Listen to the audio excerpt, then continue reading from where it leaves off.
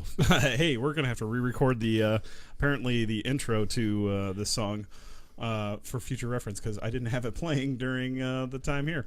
So, whoops, my bad. What, the intro? Yeah, I forgot to plug in the headphone jack. Oh, whoops. Say la vie. Yeah, well, it is whatever. what it is here. Hey, welcome to the show. Yeah. We've got our friend here, Mike, on the show. Mike, welcome. Welcome to my America. basement. Thanks, America. Yeah. So we are going to be having a fun discussion today. This is going to be exciting. We're going to be talking about aliens. Aliens. You got to do the hand gesture. Aliens. So, Mike, why don't you tell us a little bit about yourself, and then we'll get into the drink here. Sure. I grew up here in Omaha, and I went to college, and I studied film and television, and then I worked in that industry for a while. I made a lot of corporate videos and marketing videos and things like that. And then 1994, I moved to New Mexico. My voice sounds really funny though. I don't in my hair. Okay.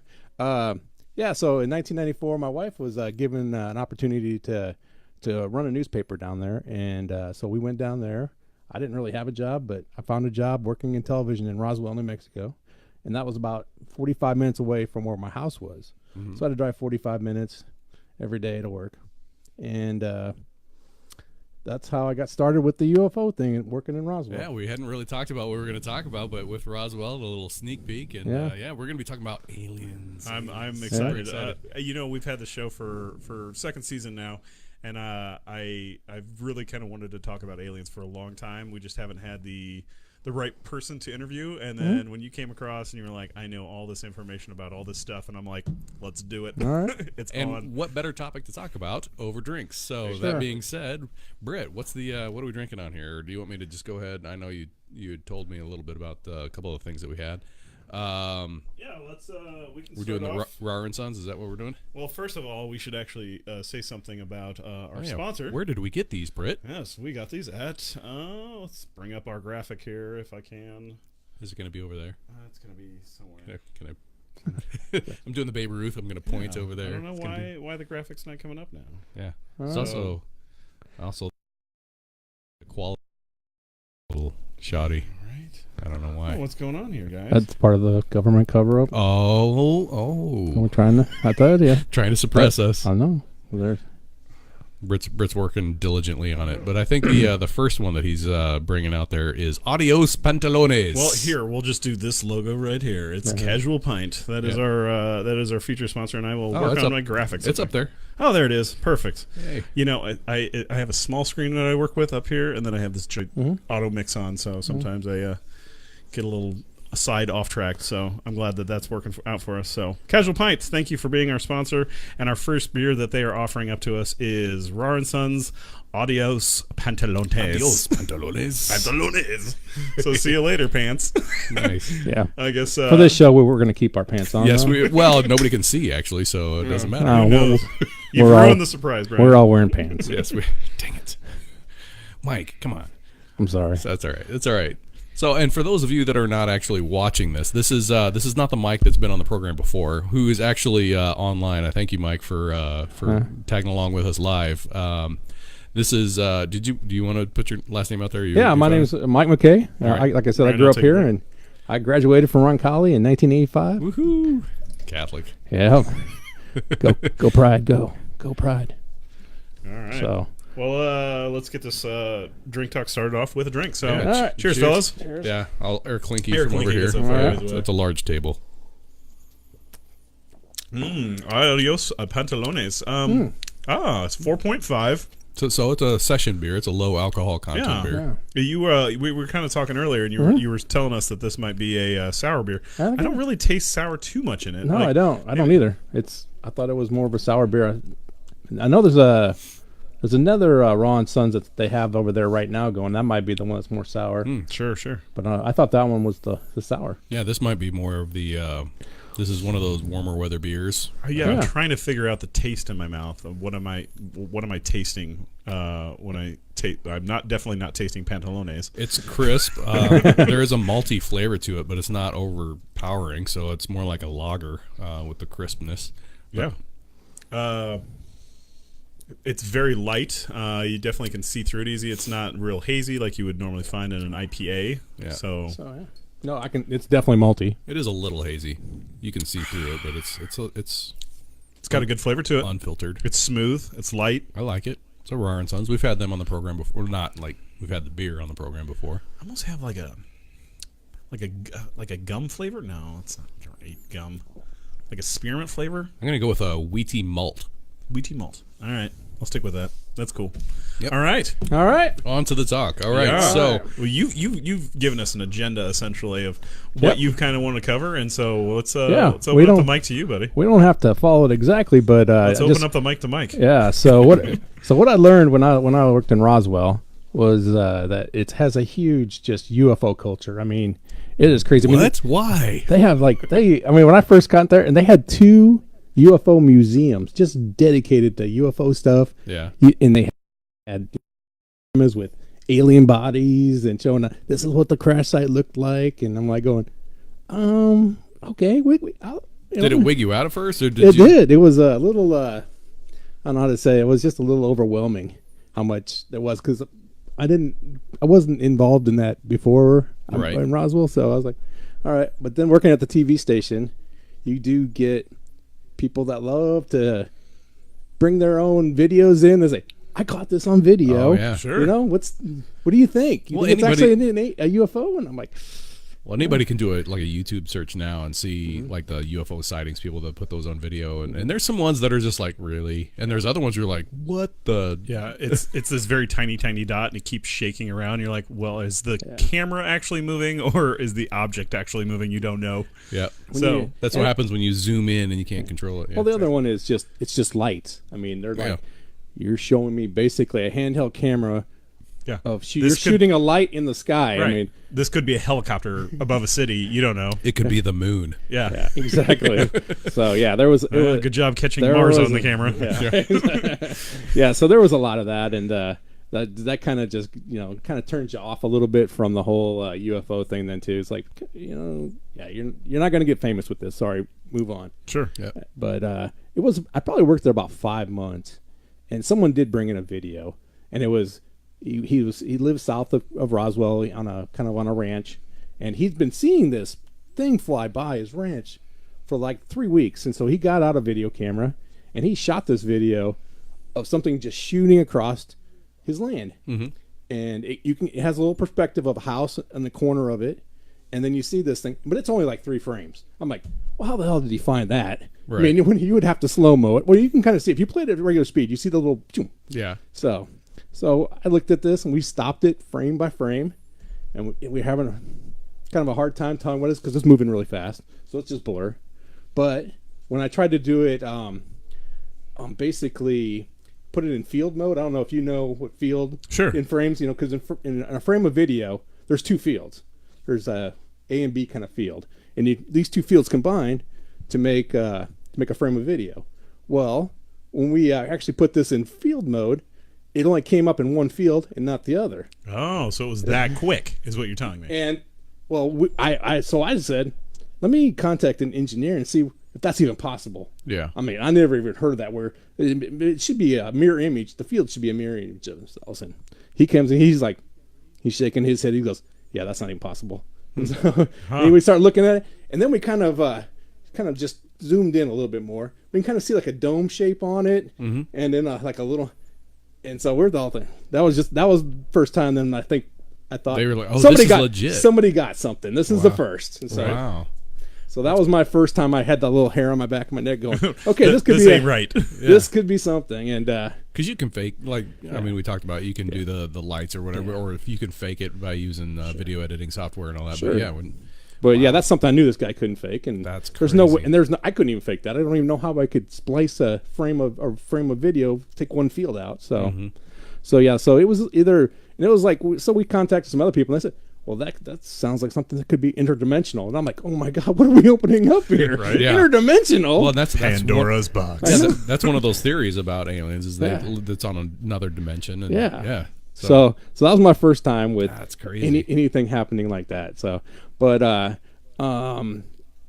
it was just that was about it for anything that anybody ever brought in. You know, so that's the closest I got to maybe something that was actual evidence. What about some of your personal stories? Because I saw in your notes here that you had quite a long drive through the New Mexico desert on the way to work. But the first one I had was, I'm driving home. It's I used to work the 2 to 11 shift, so 2 in the afternoon to 11 o'clock at night. Yep. Did the 11 to 10 o'clock news, and I'd leave.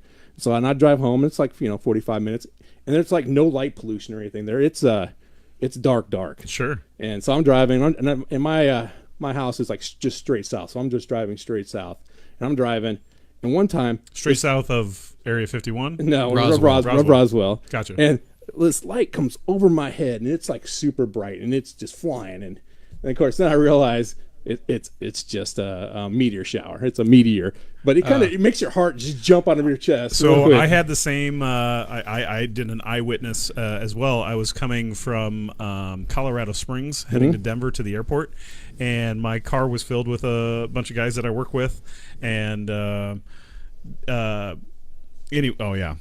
camera thing. Thank you, Brian. We definitely need a producer for this thing. We need some guy in here pressing buttons. Anyway, so I was in Colorado Springs heading to Denver, and van full of guys heading to the airport to get on the next late night flight, and they were all passed out, sleeping and stuff like that. And I just see this, like, it looked like a fireball, but just a little tiny fireball, and I'm like, what in the world is that? It's out in the middle of nowhere. It's super dark. There isn't any street lights. It is pitch black outside.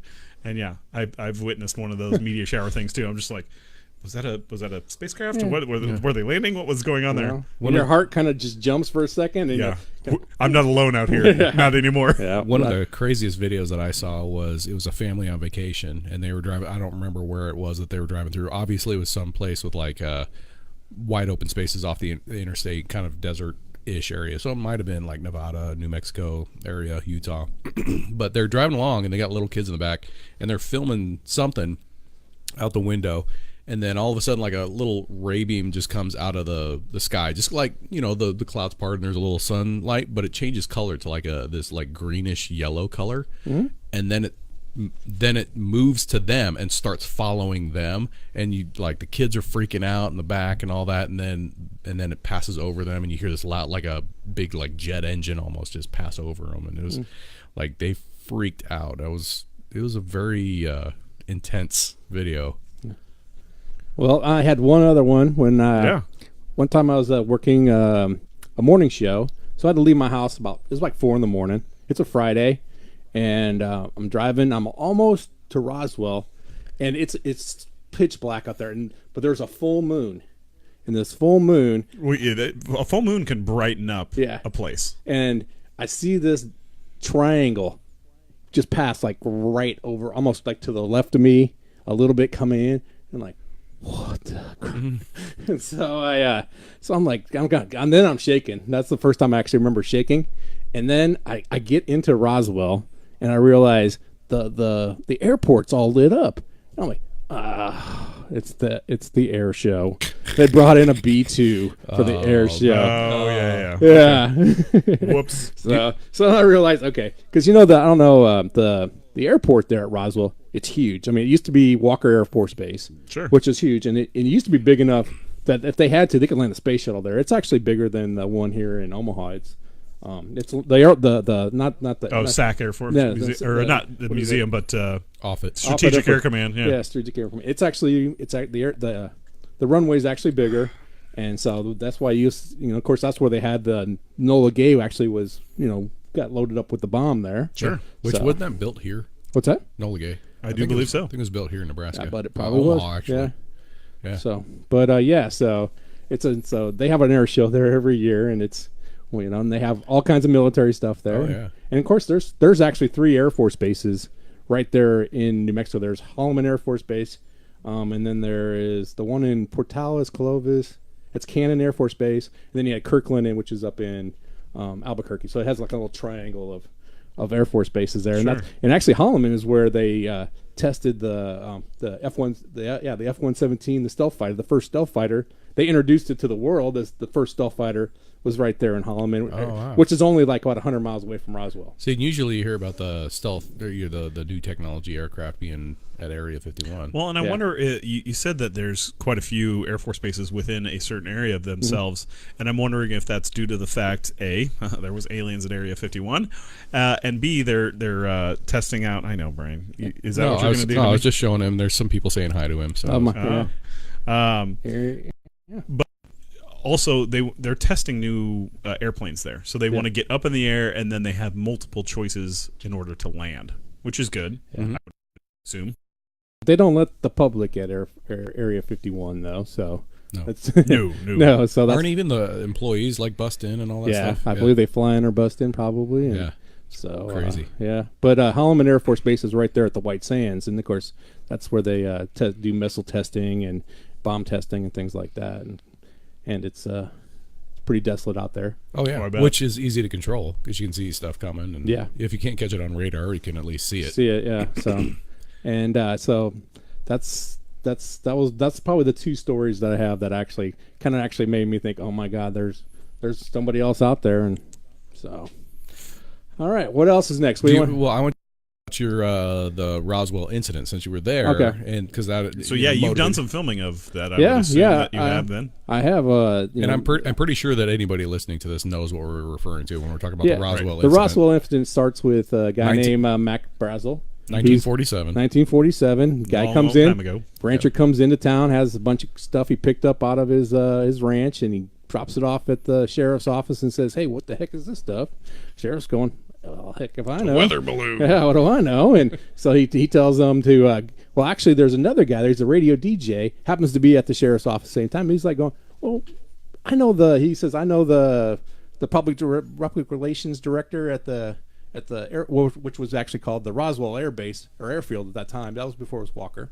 Sure. And so they go down there and they go talk to the guy named it's a major named Jesse Marcel, and Jesse takes a look at this and he goes, "Oh, this is interesting, and they want to know what it is." And he's like, let me look into it. And next thing you know, they have a press conference, and somehow it comes out of his mouth that it's a UFO, and it's like, what? And I don't know if if he just my theory was he must have just been joking because he's just trying to get a laugh from people. And next thing you know, people are running out there getting on the teletype and sending this out. They found a UFO. They found a so that's my theory what happened. But that and it's something that couldn't be explained quite yet. So I mean, let the public know that a UFO stands for unidentified flying object. So I mean, in terminology of what it is.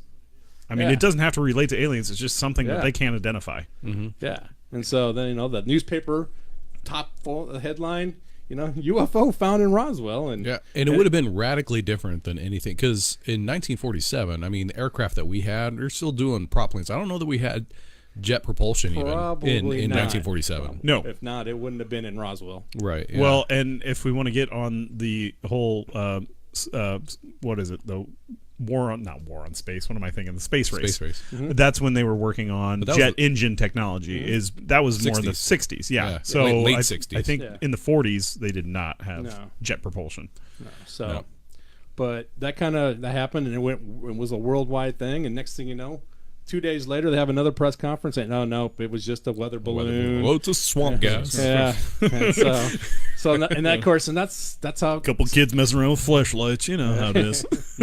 So that's how conspiracy theories start, I guess, is when somebody says something he probably shouldn't have said in a press conference, and then So I don't know. I mean, that's kind of ended there. Nobody really had anything else to say for a long time.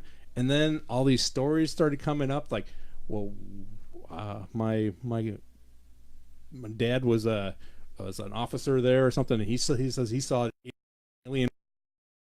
And then there was one, and the story was the mortuary said they got a call that during that time asking for child-size coffins, and they asked, interesting, and they asked, how would you embalm a body that's been out in the desert for a few days? And so I kind of put that off. Interesting. That's going to be that is well. I mean, who asked that question? Don't see a normal individual being It's been in the desert for a few days. Yeah.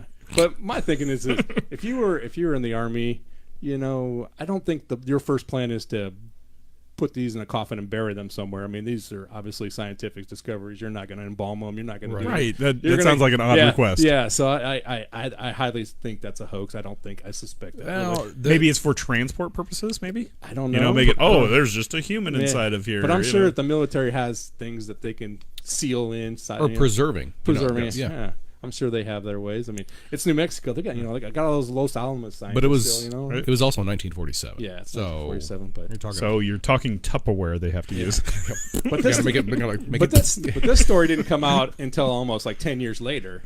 That's what happened. Oh, gotcha. So that didn't come out at the time, and so that now is the time when it actually was just dying off, and I think people were just trying to keep the folklore of the whole Roswell thing going. Yeah. And so, but it kind of died off then, and then it didn't come back until the 70s, until a guy named Stanton Friedman started investigating it, and he did a lot more research, and he found out that there was actually 2 crashes. There wasn't one, there was 2, because the people were trying to explain, well, how did this UFO just crash? I mean, it was a clear pretty much. It's during the summertime. It was pretty clear. Run out of gas. Yeah. I mean, you're in New Mexico. The dilithium crystals ran out. You're in New Mexico. I mean, they usually don't get bad weather until usually in September and October. But in July, it's pretty much dry. There's not a lot of, it didn't run into a weather storm or anything. Right. So it probably ran into another ship. Crashed in another ship, and 2 ships wrecked. Because it went from now there's people saying there's 8 bodies, 2 ships. And where did they go? And I'd never heard anything about that. Yeah. No, that is actually very interesting. I've never never heard about that either. They call that one, that's the Corona crash, because there's Corona, New Mexico, and that's a little further away. That's probably, I don't know, good. Easy to remember, it's a beer. So yeah. It's right there on the forefront of my brain now. It's so like the other one may have been, hit. The Bud Light crash? Oh, no, the other one may have been hit where it could still travel a little bit further and then crashed in. Well, the story then too. Well, they travel so fast that if they hit each other, could you imagine the ricochet possibilities on that? Wow, they'd have been disintegrated if they were traveling. True, but not if they're made of some special metal. Metal that adamantium. It could have been unobtainium. Ooh, there you go. My theory was that they were probably bored and they're doing their own version of Drink Talk. That might have been the first alien. Nothing over this desert, flying and driving, or drinking, flying and driving. Yeah. So that's when it kind of just goes to me. It's like I don't really think this could have happened at all, but.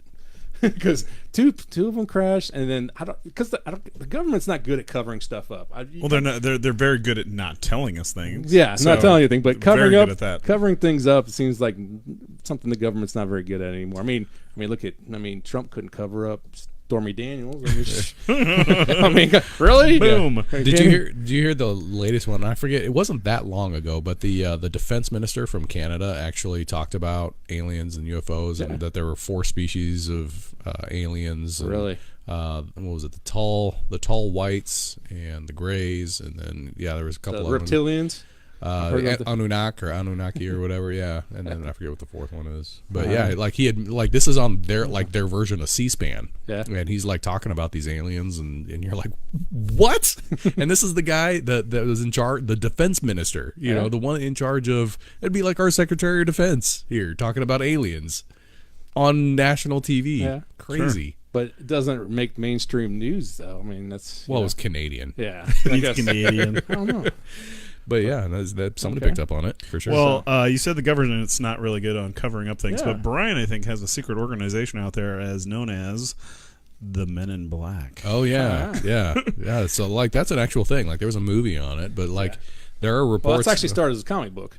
Did it really? Yeah, there was a Men in Black comic book. It was a Marvel comic book. Oh, I didn't know that. Yeah, check it out. Something, but give us some facts, Brian. There's actually it's reports. They always travel in 2s. They have no facial hair. They have pale skin. They always wear black suits. And there's actually video of these guys coming. And they visit people that have had encounters or experiences or sightings of alien aircraft or aliens or whatever, and they silence them. Or just talk to them and scare the crap out of them. Yeah, exactly. Well, with that said, I mean, it's kind of like the Men in Black. That's what they're calling them. Well, I'm sorry. My mind was Men two in Black, different the places. movies. Well, Secret Service. They're always dressed in black suits. They're always clean cut. Could it be the same kind of task force? No, because at least the Secret Service has hair. They like have no eyebrows and like no facial hair. No hair. You know.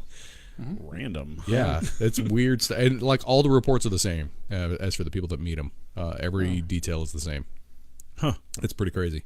I have not been visited by the Men in Black. Good. Then, all right, good. And then you have no recollection afterwards? Well, they'd have to visit everybody in Roswell. Okay. Well, maybe I did get zapped or something. Oh, yeah. Maybe. Did you flashy light thing me? No. So anyway, I was just at least this location is undisclosed, so when I walk out, I'm not going to know where I'm exactly. at. Right. Maybe. Or we hear a knock on the door. I do have lights in the tree. Yeah. Well, in 1997 was the 50 year. Oh yeah. And so that had a huge festival in Roswell. Resurgence of it. And you went. I was there. I was working there, and because I was still working, and actually the main event was actually just right next door to me. They're at the new. They did a new UFO museum that had like an auditorium and everything, so they could talk about. And they had it. So I went to a few of those and listened in and kind of kept my mouth shut and just sit back because I did not want to raise my hand or anything. But I learned a lot. I mean, I realized that there was a science to this. Now they were seriously, looking. Now they were using science for evidence. To find evidence. Sure. Now that wasn't just word of mouth. We saw this. Now they're testing for radiation at possible crash sites, things like that. And I was like, oh, this is pretty. Now we're actually going to have some science, some legitimacy. Yeah, we're going to make this. Not only science in there, there's mathematics in there too. Yeah. If you look, I mean, I hate to sidebar topic, but Ancient Aliens is a great show that's on History Channel. Aliens, Ancient Aliens. And they cover multiple different things, like crop circles. Crop circles, I think, are a real thing because, like, if you before we get too far into this, there was a question from the audience here. So, why is Roswell in the hot? Dave, could you expand a little more on that question? What for the UFO? Well, it says, why is Roswell in the hotbed? Oh, because I think that people think of it as because that's where basically the atomic bomb was generated from. I mean, that's where Los Alamos is quite a ways away, but they tested the Trinity site where they tested the first atomic bomb is not very far from Roswell. In fact, it's just on the other side of the mountain range. So it's called the Trinity site, and that's where they. When was that? That would have been in 1945, where they tested the. So 2 years. Could that have been a reason why they were there? Well, that's kind of what I was thinking. I was just about to say people were thinking that maybe that kind of signaled another civilization that. Okay, they saw that they've upgraded their level of technology. That's where that was basically a big change in where we come from. And instead of the big bang, it was the big boom. Are you guys? Are any of you guys fans of Star Trek at all? Sure, the Next Generation and all that. Yeah, I like Star Trek. So, do you remember Star Trek: First Contact, the movie? Mm-hmm. So, and the reason that they intervened in Earth was because, First Contact was initiated. Because we had finally figured out interstellar travel. And I wonder if that's along the same lines, is there are aliens out there that are monitoring, and they once a civilization reaches a certain point, then they either intervene or start to monitor or whatever. So the atomic bomb would have been one of those. Interstellar travel might be another one. Like if we ever figure that out, maybe that's kind of our first contact. Maybe they come and say, okay, now you've got this. Yeah, here are the rules, okay? So that could have been you make an explosion big enough to send you out into space. Oh, we got a question. Why somebody they saw you pull out the beer and they're like, "Why aren't you drinking the Kros Strain yet?" That's for the end of the program, and we do have it, Karen. So, hey, Karen. By the way, another shout out to Casual Pint. They supplied us with our beer tonight. But one of the crowlers that I got was a little strange, and I bet you it's coming from her. Oh, yeah, it is. It is that Karen. So, Karen, I opened up our beer pack. She made me not look at it while I was there at Casual Pint. She's like, no, don't look at it. And I was like, okay, that's fine. There is a crowler in here that is marked beer cheese soup, and it just has a date on it. And I shook it, and I'm like, Oh no, there's actually soup in there. That's actually beer cheese soup in the crowler. She knows I love this, so thank you so much. Brilliant, Karen. Yeah, that was very awesome. brilliant. Well done. Well done. All right, so this is a good time for a break, I guess. Yeah, this is a good time to slip on to the next one. Yeah. If you I'm don't getting behind. I'm sorry. Well, no, here. So no need to apologize. The It's fine. people on the show, if you're not, sometimes people can't stay along with Brian. Brian and I usually kind of keep our beers drinking the same. We always keep glass at the end of the table. So if you need to grab a glass, you can grab a glass. Yeah, it's all right. But- you don't need to chug it. It's Exactly. fine. I want to keep up. I'm sorry. No, you're fine. Oh, that was an exploder right there. So this next one here that we're going to be drinking on is the Lazy Horse. This is the Peanut Butter Crunch Stout. It is a 7.9 APV. ABV. ABV. I said that backwards, didn't I? No. No, I said P. APV. Yeah. Anyway. Alcohol per volume. Exactly. But that's it. Right. Yep. So in Yeah, that's 1997. nice and dark. Oh yeah. Okay. But in 1997, I wanted to tie this into Men in Black, because in 1997, well, actually 1996 is when was the release of the Independence Day movie, Oh yeah, that was yeah, a yeah. great movie. and that Absolutely. really kind of people opened a lot of eyes. I mean, that was a big budget. well, I mean, film. Close Encounters was 70 Yeah. or between 78 and 82, somewhere in there. And then E.T. was like 81. Yeah. Those were like the only other really big. I do want to put a pin in this because at the very end, I want to talk about. I do have something about the media and movies and all that. But yeah, let's put a pin in that. But so Independence Day was huge and kind of gave people kind of the whole UFOs and aliens. They could just wipe Welcome us out. to Earth. Yeah, exactly. So, but and that was a big hit for Will Smith then too. And, Oh yeah. But in 1997, he actually came to the Roswell event. Will Smith did. Will Smith Wow. and Tommy Lee That's kind Jones, of cool. Nice. and they were promoting Men in Black. Oh, for sure. Oh wow. They actually crashed the party. I mean, they just got up on were stage. they dressed in their suits? Yep, they were dressed wow. in character. Nice. And just walked right up on stage during a presentation. did they flashy light everybody? They should have. No, They should have. Maybe I left early and they did everybody else. But Speaking of Men in Black, we've Yes. got a nice black drink Stout right here. here, yeah. Black stout. So I'm interested. I do can't- like peanut butter. I am holding this up to our brightest lights that we have in the studio, and I can't even see the light through it. So oil. it Texas is tea. oil, exactly. Ooh, it smells good. so Oh yeah, it does have a nice little peanut butter crunch to it, doesn't it? Oh, it does. I don't know if I get the crunch in there, but I do get the peanut butter. Yeah, but I like it. just I like it a lot. That's good. It's like you melted Reese's into your Mm-hmm. Yeah, It does. stout. It's got a sweetness to it. Yeah. There's a Little little peanut sweetness, little. It's got chocolate in there too. You can taste a little chocolate. Oh yeah. Well, a lot of stouts. Oh, so it's kinda going to have taste- chocolate anyway. Yeah. so- I'm not a huge fan of stouts, but I'll tell you what, this is nice. This would be a nice way to end the evening. Well, You know? and with the weather cooling down, Yeah, this is a good one. you definitely get into the stouts in the colder months. I would assume. I don't know. I'm an IPA guy, but this is a good stout. This is a really good stout. Oh man, yeah, I like that. All right, so back to Yeah. 97. Sorry, 97, and that was a huge event. I mean, and now that's 20 years ago now, so we're almost in 70 It's years. insane. 70 years now, and of course 75th anniversary will be coming up, and I'm pretty tempted to go check Go that down out there. just to check how much more it's changed and see if it's gotten bigger, or if it's I mean if somebody releases a big hot movie about aliens and Well, UFOs, then there's I actually. imagine- I was just looking at that. And I guess we're talking about movies, so let's do that.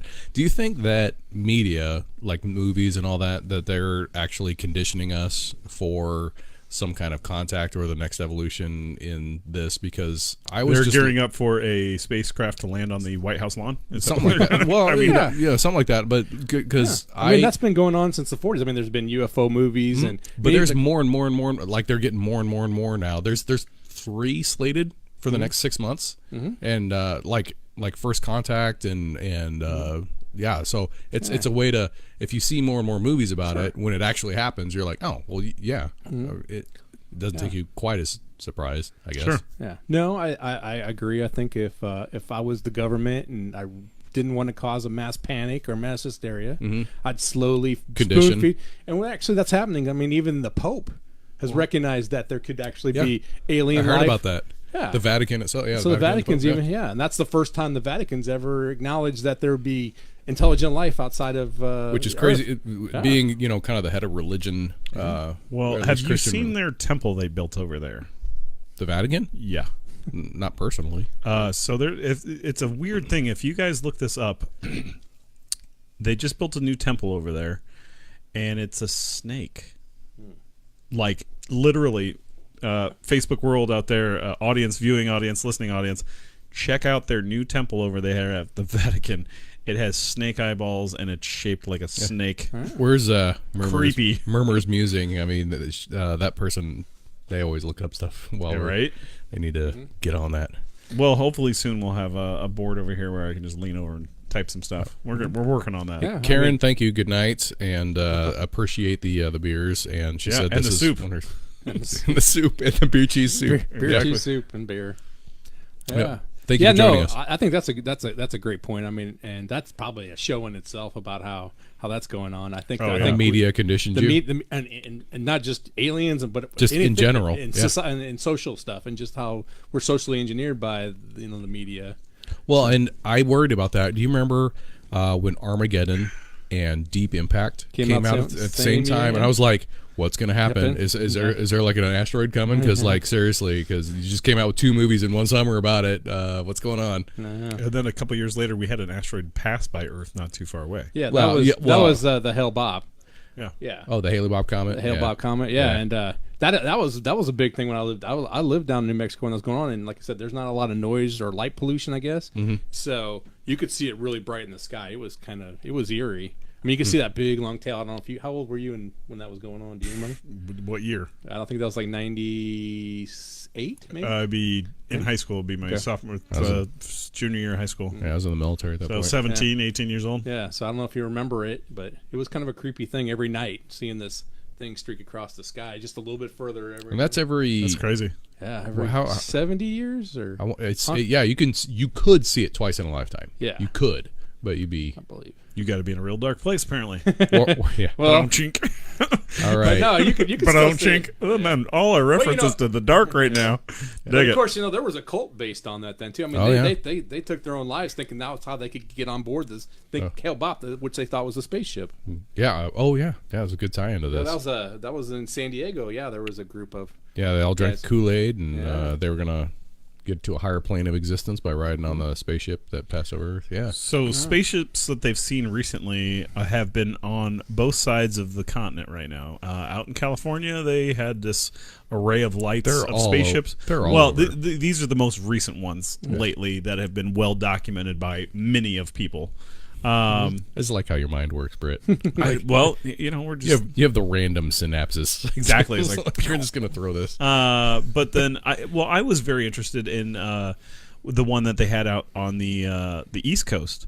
They scrambled some jets. They saw these. This alien aircraft. They didn't know what was going on, and they actually have audio taken from them, from the pilots and all this stuff. I mean, it was very the most well documented by the Air Force that I had ever seen. Because you don't normally see Air Force people documenting alien stuff. It's mostly just the human public because they're in more places than the Air Force is at. But they were actually chasing this one. And the guy got closer to it, and he's like, "You stay back. I'm going to get closer." And he was within a half a mile of this thing, and then all of a sudden, he said it was gone. And he says his field of vision is about 50 miles up in the air. You can see the distance of 50 miles, and the size of this aircraft, traveling at the distance that he did, he said it was gone within seconds.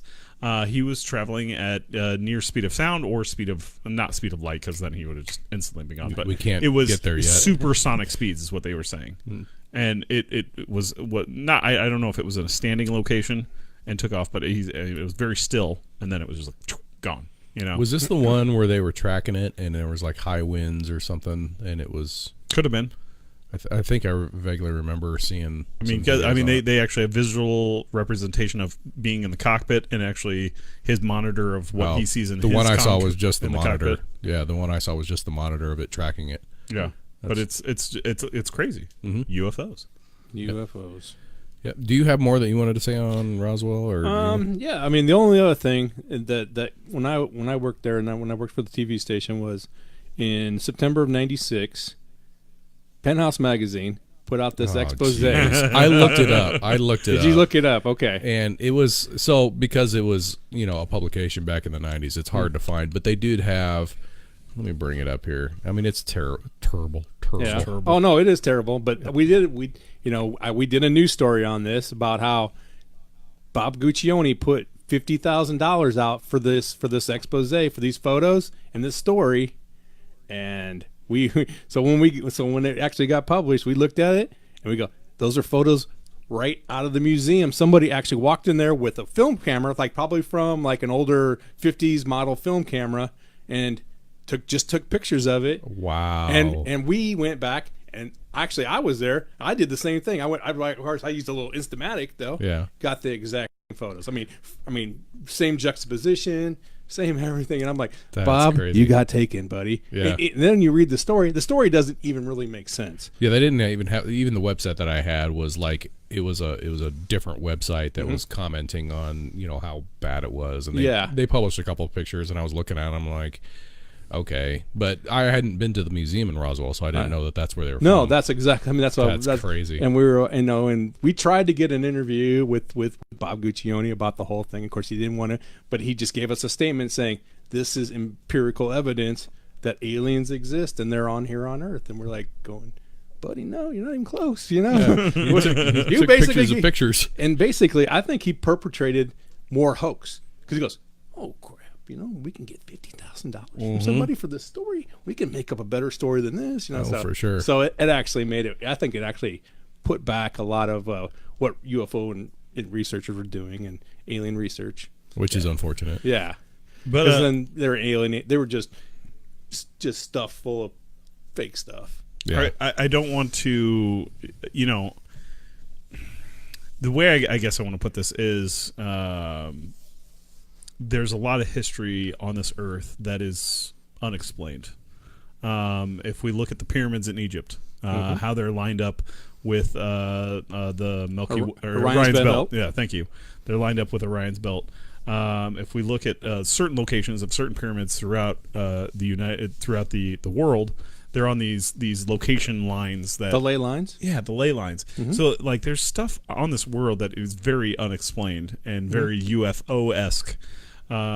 That just things make you go, Yeah, I mean, you had it in your notes about the. I have a lot of the stuff theories. about the in South America, all those Nazca lines, the Nazca Peru. lines, and even all those drawings and stuff. I'm like, well, why would you do this? Who's going to see this back? Before there was no. I mean, they didn't even have hot air balloons back then. Yeah, well, let's start getting into these. Are you cool with getting into some of these we theories? can get into that. All right, so Britt already mentioned the pyramids, so let's start getting. Let's talk about the pyramids a little bit. So, just from the architecture alone, yes, on actually that it would take to do that, to me, seems a little advanced for that era. Well, just the stones that they used to create this pyramid would be tough to move alone. For one, you know.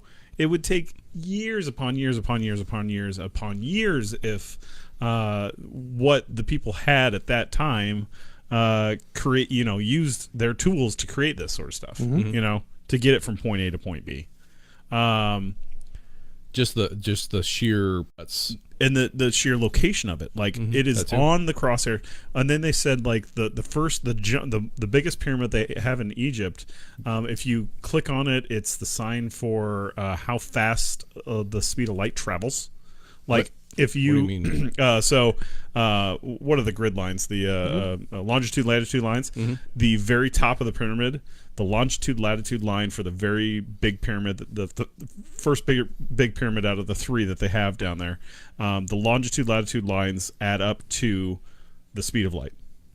Yeah, it's like what? It's like 3,309 million, billion, whatever. It's not billion. Whatever the speed of light is. But it's not that fast. Whatever the speed of light is, it equates to that. I saw that earlier on today. I was like, wow, that's very interesting. That their longitude lines added up to that. Yeah, there really is. And there's other places around the world where there's like cuts in stones, or there's a couple stones that are like 1,200 tons Sure. Like, how do you move that back? Easter Island. I mean, look at the statues that they have on Easter Island. Mm-hmm. They say that they're a lot bigger down below, and they've been testing and doing all that sorts of.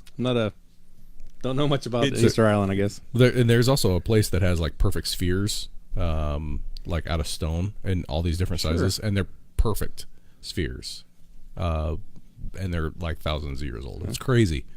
Well, there's one other thing about the pyramids. I don't know if you guys know. Yeah. That at one time the pyramids were covered with gypsum. They were completely white. So you could see those things for hundreds of miles, and then when the sun hit it, you could see it from outer space, outer space. Crazy. Because they covered it, with gypsum's pure white, and so yeah, they actually. and so the gypsum decayed essentially. What happened was I think the natives actually took it off because gypsum doesn't weigh much. You could take that off and make huts out of it or whatever, Sure. So they were using. Using it as a natural resource. Yeah, exactly. Because it's basically what you make drywall out of. Those darn thieves. It's basically drywall. So at one time though, they said it was completely covered because they can tell by the residue that's on the stones. I was going to say, how did they figure that out? The residue on the stones that they were covered with gypsum, and of course gypsum comes from Egypt anyways. That's actually a natural thing that happens there. They can just cut it right out of there and make it. So boom. Yeah, Egypt was a really interesting place a long time ago because that's where cotton came from, and there were big, huge, fields of cotton there. That's where Egyptian cotton is still a thing, Oh yeah. Sheets now come, that's an important thing. I heard we got plumbing from Egypt. I don't know. They figured out plumbing. Plumbing first. Well, yeah. Well, I thought that was the Romans. Yeah, I thought it was the Romans too, but yeah, I could be wrong. The Romans stole a lot of stuff from people. So. they really did. So I was like, Romans claim a lot of stuff they didn't do. So. I started to talk about it, and we kind of changed subjects. Crop circles. Oh yeah. Crop circles being very mathematical. Just the sheer design of them. And now I understand that there's a lot of hoax stuff out there. There's a lot of they took a board and then they snap it over the board.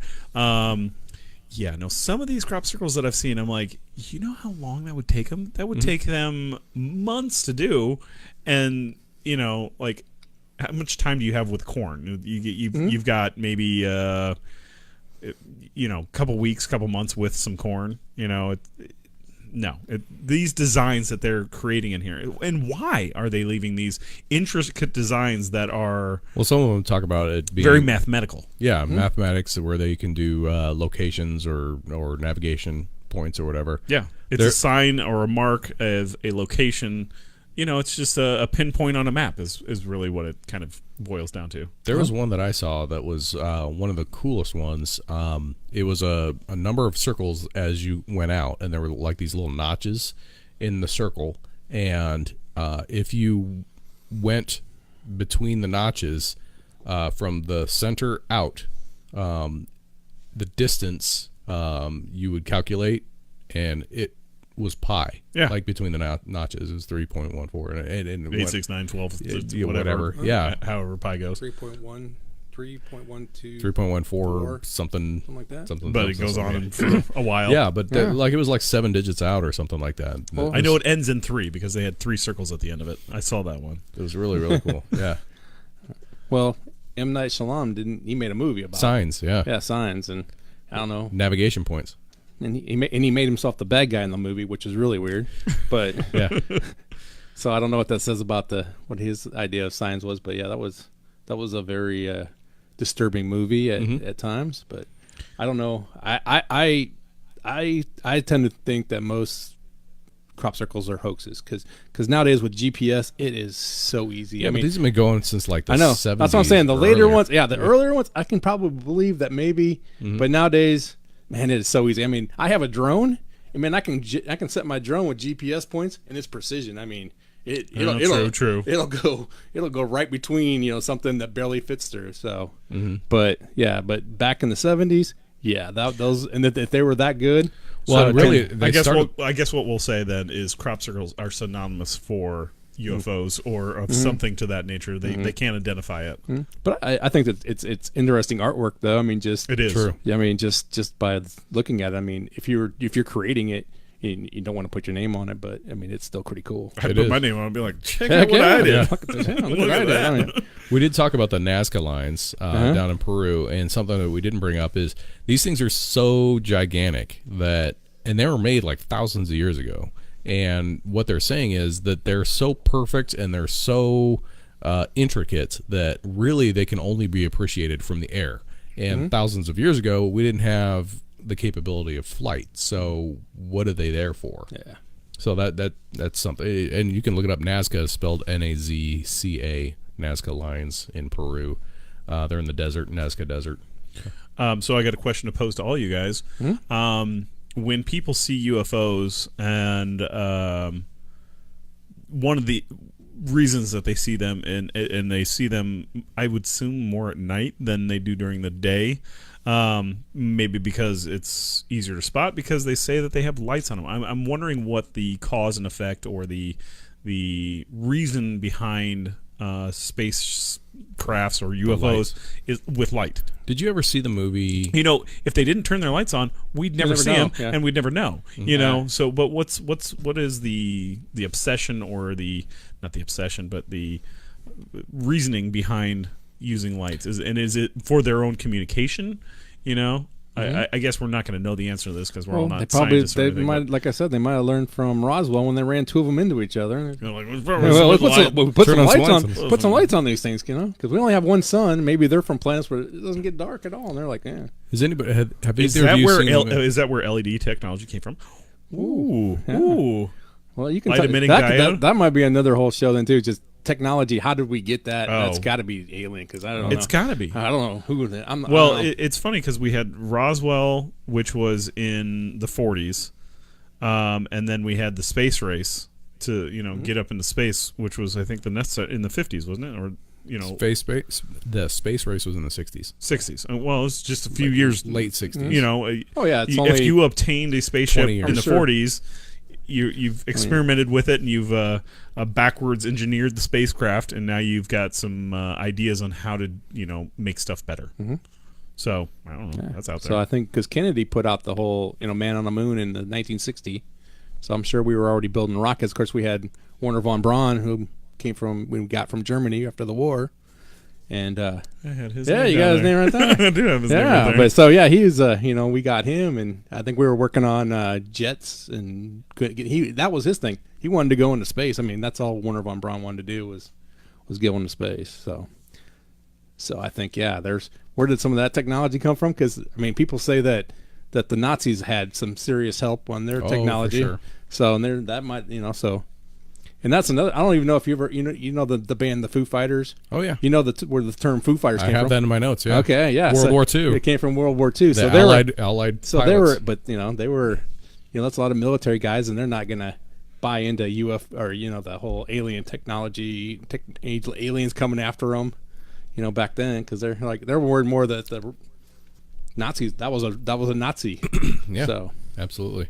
Nazis. The darn Nazis. You did pose a question, Britt, about the light and all that. The light FM. And I don't know if you remember the movie K-Pax with... I mean, I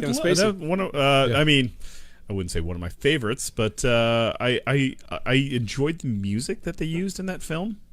I don't remember that well. If you will remember well. If you check out the score to that soundtrack, it's really... whoever did the writing to the soundtrack to that movie did it. I like symphony music. I like all genres of music is really what I like. But K-Pax was one of my favorite scores from the movie.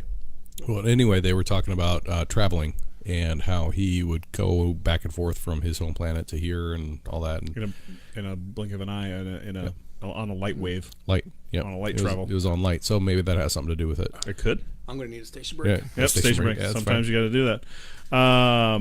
So while he's going to head into the green room. While he's out, I kind of want to talk about Area 51 just a little bit because I did some due diligence rehearsal. That was terrible, man. So an interesting fact about Area 51 that I found out from multiple people that have written books and done research is that at that site where a lot of paranormal activity takes place, or where a base could have been, or I don't know, you can't find it on Google Maps or anything because it's just not there. It's a black hole. Area 51. You can find it. You can find it, but it's blurred out. It's not there. Well, you can see buildings and all that, but it is blurry. You can't zoom in like you can in other places. No. Anyway, there was this guy named Jack Parson. So when the site was first erected, he was brought in, and they did kind of some cult-like stuff. Which, finding this out today, I was kind of like, did this really happen? But I mean, very well could have, because I mean, if you know CERN. Have you ever heard of CERN over in Europe? Yeah. There was a very occultic-like thing that they did before they opened up CERN. There was a lot of dancers that they brought in, and it was a very weird thing. But they're also going to be doing a lot of weird things there at CERN. So just to bring in these people to do these crazy dances and worship, I don't know, the devil, who knows?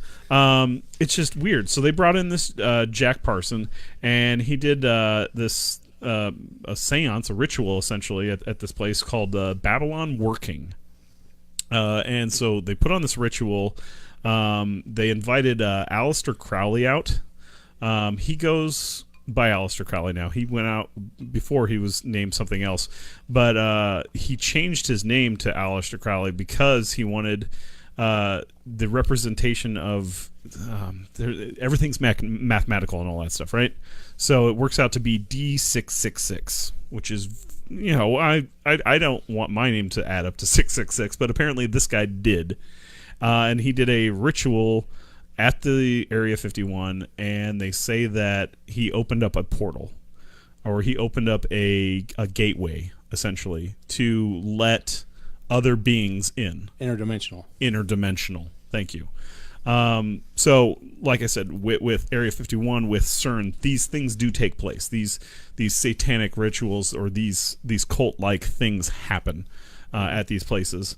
But the funny thing is, Jack Parson, who was the guy that came and did the ritual, there is now, and he's also done a lot of stuff at Area 51. He's done a lot of research and done a lot of space, you know, like, hey, I'm going to start building a rocket with you and all that stuff. There is now a crater on the moon called the Parsons Crater. So, I mean, there's also the Alan Parsons Project. There's also the Alan Parsons Project. But this guy was Jack Parson, unfortunately. Maybe his brother. Maybe brother, maybe dad, who knows. But I just found all this information to be very... You just want very credible and very interesting. Super dark, man. Holy crap! Opening portals to the demonic realm, and well, I mean, so one of my things. This was supposed to be a fun topic. My wife has said this. She said there's no such thing as aliens. There's angels and demons. So to her, aliens would be demons. So I mean, it's just a different way of looking at things. It's a perspective, yeah. It's a perspective thing. I mean, absolutely. You know, some people say they explained are angels and demons, and some people explain it as... If you want to call it a UFO, if you want to call it an alien, she's going to call it a demon. Yeah. You know? Well, then I'm sure there's a lot of people that would call this demon-esque, you know? Well, I mean, like, we talked about Egypt earlier. A lot of the gods back in Egypt were actual... well, if you look at the depictions of them, were alien in nature. Sure. You know, there's some depicted in spacesuits. If you look at some of the hieroglyphs, they actually have... There's one with a helicopter, there's one with a spaceship, and there's another, like a boat in hieroglyphs in Egypt. And there are also a lot of them are birds.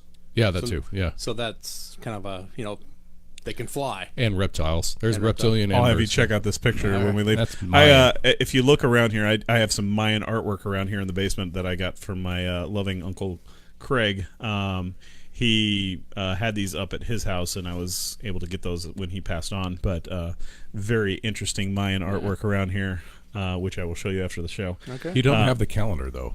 I don't have the calendar, but I do have this. Oh dear. This is another... In the middle of the Mayan calendar, there is the missing piece. Man-bearing child. So if you actually look up the Mayan calendar, in the very middle of it is this right here. So very interesting artwork. Unfortunately, this one fell off of the artwork frame that I had, but neat stuff, right? Yeah, that's that's out of my topic. that is That's out of my comfort zone. Right. Talking Speaking about of Mayan culture. speaking of artwork, so have you seen some of the classical or the ancient artwork that depicts like UFOs and aliens and stuff like that? I've seen some just on that show. Just what they kind of, but Yeah. they interpret it as alien. Yeah, I see other stuff though in it, but yeah, there's one one of the classic pieces. I think it's Madonna, and in the background there's like a guy and his dog looking up and there's a UFO in the sky. And they said, well, it's an angel, but like when you zoom in on it, you're like, no, that's kind of looks like something in black and looks like a UFO to me. So. yeah. I mean, there is a big, huge religious kind of thing then too that of course there's a UFO church of UFO. I mean, they have their own religion. Church of Scientology. But is that what it is? no, I don't know about Scientology. But no, even like even in the Bible, I mean, they say Ezekiel saw the wheel in the sky. Well, yeah, that's a friggin' UFO, man. Well, in Revelations, they talk about the city coming down. As like from the sky, coming down with all lit up and all that. But to me, I mean, the Bible. I mean, it's stories. I believe that Jesus is a real person, but I think a lot of it's just telling stories to make people be good. I mean, that's sure. And we don't really have to go into that. We're talking about aliens. Yeah, I mean, I don't know, but then there is a religious aspect to UFOs and aliens to tie to religion. But you can really do that in the Bible. You could pull text out that makes it seem like there were aliens and things like that. But you can. I'm not. Are we ready for the fairy nectar then? I think so. Hey, don't give away. I'm sorry. I didn't know I thought we already mentioned it with Karen. Well, and Karen's back again. Right. I thought gave that away. I thought she was going to bed. So, all right. So Karen, they wonderfully gave us some of the Kros Strain double dry hop fairy nectar, the DDH. This is the 6.2, and if you all don't know, there was a giant Great American Beer Festival out in Denver last weekend or 2 weekends ago. Out there in Denver, it is the largest in the United States, and these guys took home the silver. Second place. Number 2. Sweet. Are you number 2? I think it was the hazy IPA category. I think. Yeah, but still, I mean, a little beer company out of Nebraska won second place. I am having a tough time opening this stuff. Man, there's a. Yeah, I got it. Get the biggest. It's all good. I got a 2x4 over there I got it. So I'm excited to be. I've had this many of times, but I'm always glad to have it when it is. I'm a fan of the fairy nectar. Oh yeah, no, anything that they make out there, Kros Strain. Kros Strain is the company that makes fairy nectar. They are awesome in my book. So, and I've got more of this in the fridge, by the way. So perfect. You want this last little sip? A little doodad sip there. It just the smell of it. It's really good. It's like juice. Might as well just open a can of orange juice. And I'm not a big IPA guy because actually a lot of the IPAs that aren't very good taste very soapy to me. Really? Yeah, I have that. Same because when I eat cilantro, I get that soapy taste. Same with the Indian Pale Ales, I get a soapy taste. I wonder if it's the residue from the hops and all that. I don't know exactly, but yeah. So when there's very few, but I like pretty much everything from Kros Strain. There's not a lot I don't like. But I have a story though. I thought it would be funny. Hang on. I want to say that this beer is sponsored by the Casual Pint. Right. I'm going to throw up in the top corner there. You will see the Casual Pint storefront there in the Rockbrook Village. Go check them out. Countryside Village. Also, it's Countryside Village. My fault. Thank you. Sure. Yeah, Karen, we get the right props. Yeah, there's right the front. I actually was just in the process of emailing Jeff Hardy before the program. Oh yeah, from Kros Strain. Yeah. So. Yeah, we just call him Ginger Jeff. Ginger Jeff, the ginger. Yep. So cheers on that one, guys. Yeah. Cheers. So to more alien talk. Air I like Clinky. Air Clinky. But I was gonna say, I was over there. I was over at the Casual Pint earlier today, and I saw up on the board, which I thought it'd be funny if Dave sent this over, liquid truth serum. Before drink talk. We used to try and tie in the drink to the talk all the time, and I was like, we could do something like White Elm has the inverted galaxy. We could do the Elysium space dust. We could totally tie all this in. Well, right now they unfortunately we don't have it here, but they had the Experimental by Upslope Brewery. Yeah, experiments, yeah. aliens, things of that nature. That'd been good. Yeah, that's actually really. I actually had that on Friday. That was really good. Yeah. And I'm, like I said, I'm not a big IPA fan, but I just bought a crowler of it today for a friend. So yeah. Yes, but I thought the Truth Serum would be kind of interesting to have. And it's like, yeah, what are you drinking? Oh, we're drinking the liquid Truth Serum. Right. Yeah. Yes. Talking Karen, about aliens. Well, and Talking about aliens. Yes. Yeah. So Karen asked if we were doing the mystery beer next week. Sure, why not? Sure, yeah. If we got it on tap, we'll take it. Okay, some other theories. So have you heard of the Hollow Earth theory with the reptilian aliens inside the Earth? Well, and I hear that there is a down in the Arctic, down in Antarctic. Arctic is north, Antarctic is south. Antarctica. That they sent a guy down there, and I can't. Admiral Byrd. Thank you. 1947. We talked about this actually on the Antarctica podcast. So if you guys want to go back to past podcast, rewind, check out that one that we did. Very interesting stuff that we talked about there. But they found that there is a hole down there that actually you can enter the interdimensional and Earth. He flew through it, and that's kind of one of the theories. So either it's, but I don't know. I don't have a plane, and I'm not going down to Antarctica anytime soon. Well, and this Admiral Byrd is like the Indiana Jones of his era.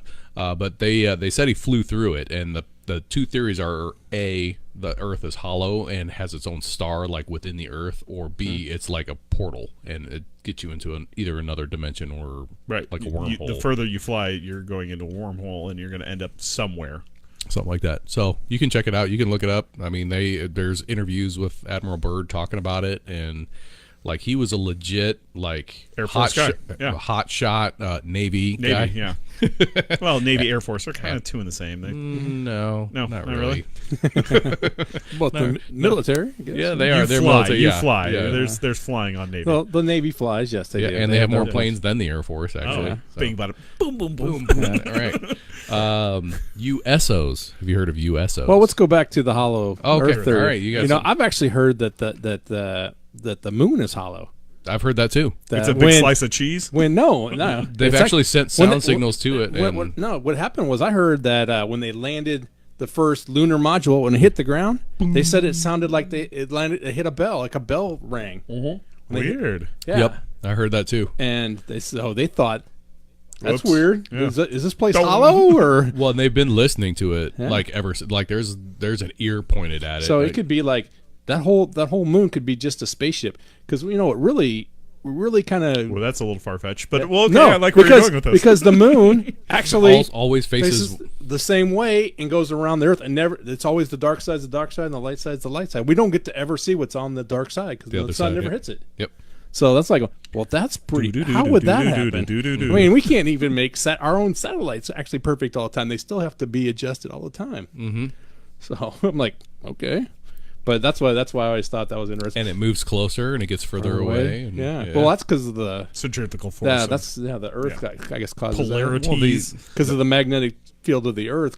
And of course, if it is a spaceship, checking out the girders. I'm retarded. Just kidding. But yeah, boy. No, that was totally on me. Yeah. So that was just I wanted to mention that too when we're talking about the hollow Earth. There's a hollow moon. And, I've heard of that too. I mean, it's better than the theory of it made of cheese. Yes. I'm sorry for this. No, it's fine. I was joking around on that one. No, it's fine.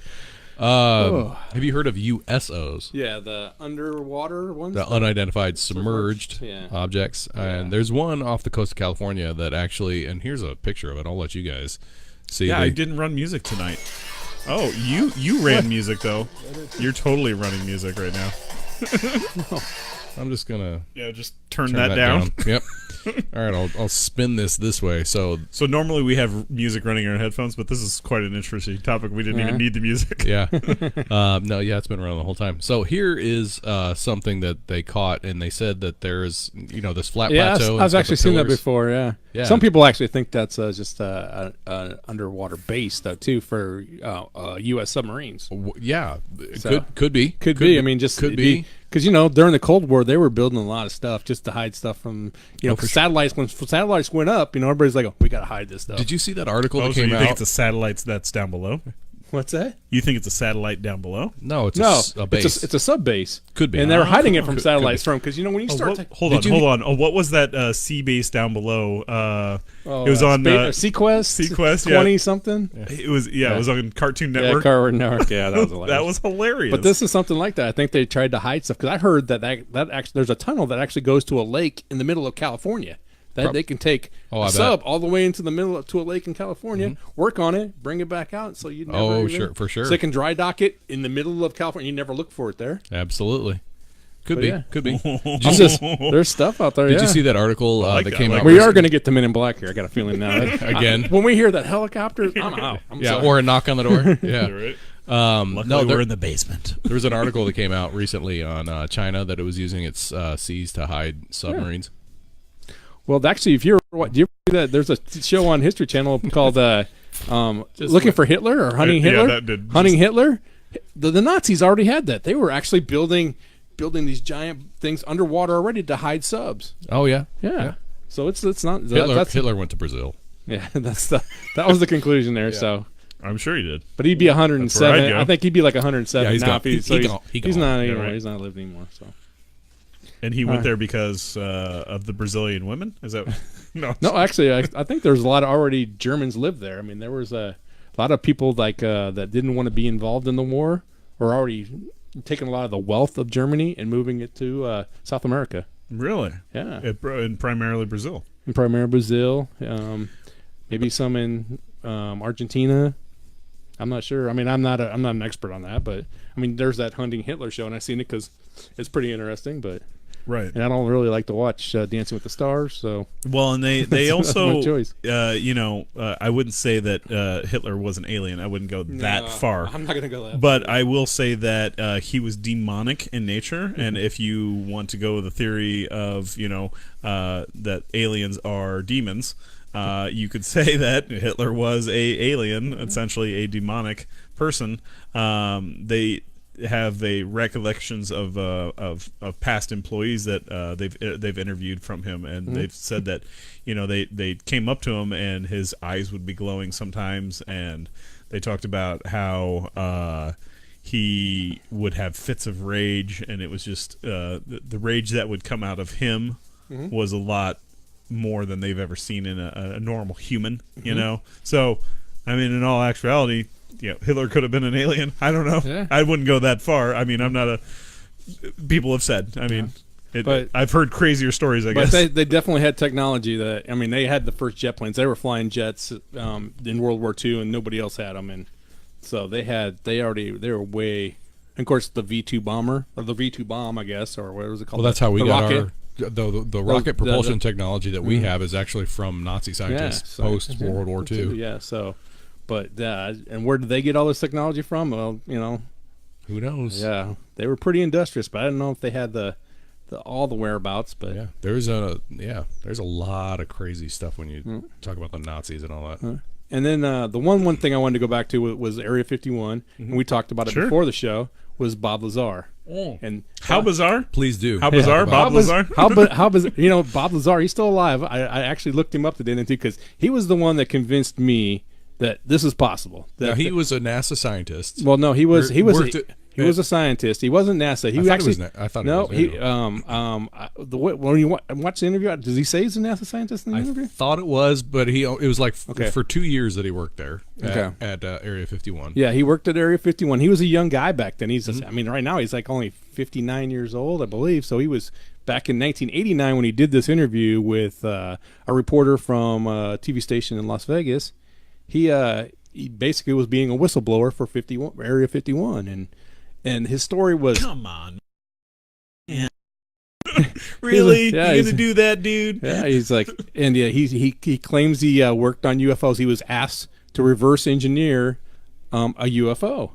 And one of the things he figured out was that these UFOs ran on an element 151, which was designated to him as una pentenium, which is Latin for 115. Yeah. And nobody ever heard of it. I mean, it was like, what is this? Yeah, what is this? I mean, what does this element do? What is it?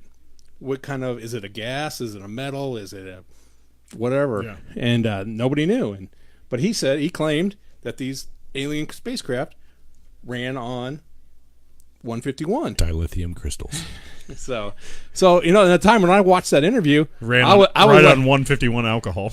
Yeah. Woo! Bacardi 151. Yeah, right. So when I watched that interview, I didn't think of much of it at the time. I'm like, oh, this just sounds like stuff he's made up. That there's not that. And then 2004 comes out. 115 They actually artificially created it, and it actually is a super radioactive element that would be great as an energy source. That's crazy. I know. And so I'm going, well, that kind of just blew my mind. I'm like, Bob already knew about 15 years prior. Yeah. And I'm like, oh, man. So he might know. He might be on something. This guy might be onto something. Yeah. He might be telling the truth. And so I looked in a little bit further, and he actually could produce paychecks from the Department of Defense. Well, yeah. Like, what? Well, there was somebody looked into them, and they were trying. Yeah, they. Found so that's when I started looking, and that's where I found Bob it. Lazar. How bizarre? Bob Lazar. Yeah. So this is 2004, and this guy's already, he already knew 15 years before that. Yeah, we were, that's an element that you'd want to use to create a spaceship with to run it, run it through space. I'm like, ooh. I did like the story that he was crazy. talking about with when he went into the spaceship, and he said the chairs were like a lot smaller there, and he went in there and he was tasked to do something. There was a hole in the floor where there was like a panel that you could move up and look down, and he looked down in there, and there were some workers working in a hallway in another portion of the ship, but he could see them because the walls were translucent. And he said that's what like you could go outside and it looked like a metal ship, but the metal could become translucent, or you could project things onto it. And I was like, this is some cool stuff. That's like next level stealth right there. Yeah. Well, hold on. Didn't the military, maybe the Army, come up with invisible paint? Essentially, you can paint an object. They have a cloak, right? Yeah. So there's two versions of it. Could it be the same kind of technology? But that's like now. Like they're talking like 89. But well, I guess it takes time to reverse research. engineer. Yeah. But he's talking about changing stuff to be translucent, going from a solid to translucent. I mean to make actually like a stealth paint. Yeah, where you paint on something and it just develops into that color, kind of like a chameleon. Yeah. Yeah, I mean but making something translucent, that's really got to be really tough. Mm-hmm. Gotta come from Alien. Yeah. But it was one of those where it didn't like have to be like it could you could adjust it. Yeah, like it changed. He said that from time to time it'd be a solid hallway, or you could see through it depending on what was going on. Crazy stuff. Yeah, and so when that comes out, then we're like, Bob was onto that like long before everybody 15, else. 20 years before.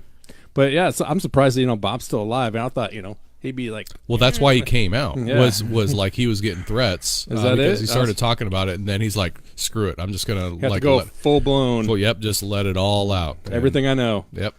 Do a brain dump and say, "This is everything I know." Mm-hmm. Crazy. Yeah.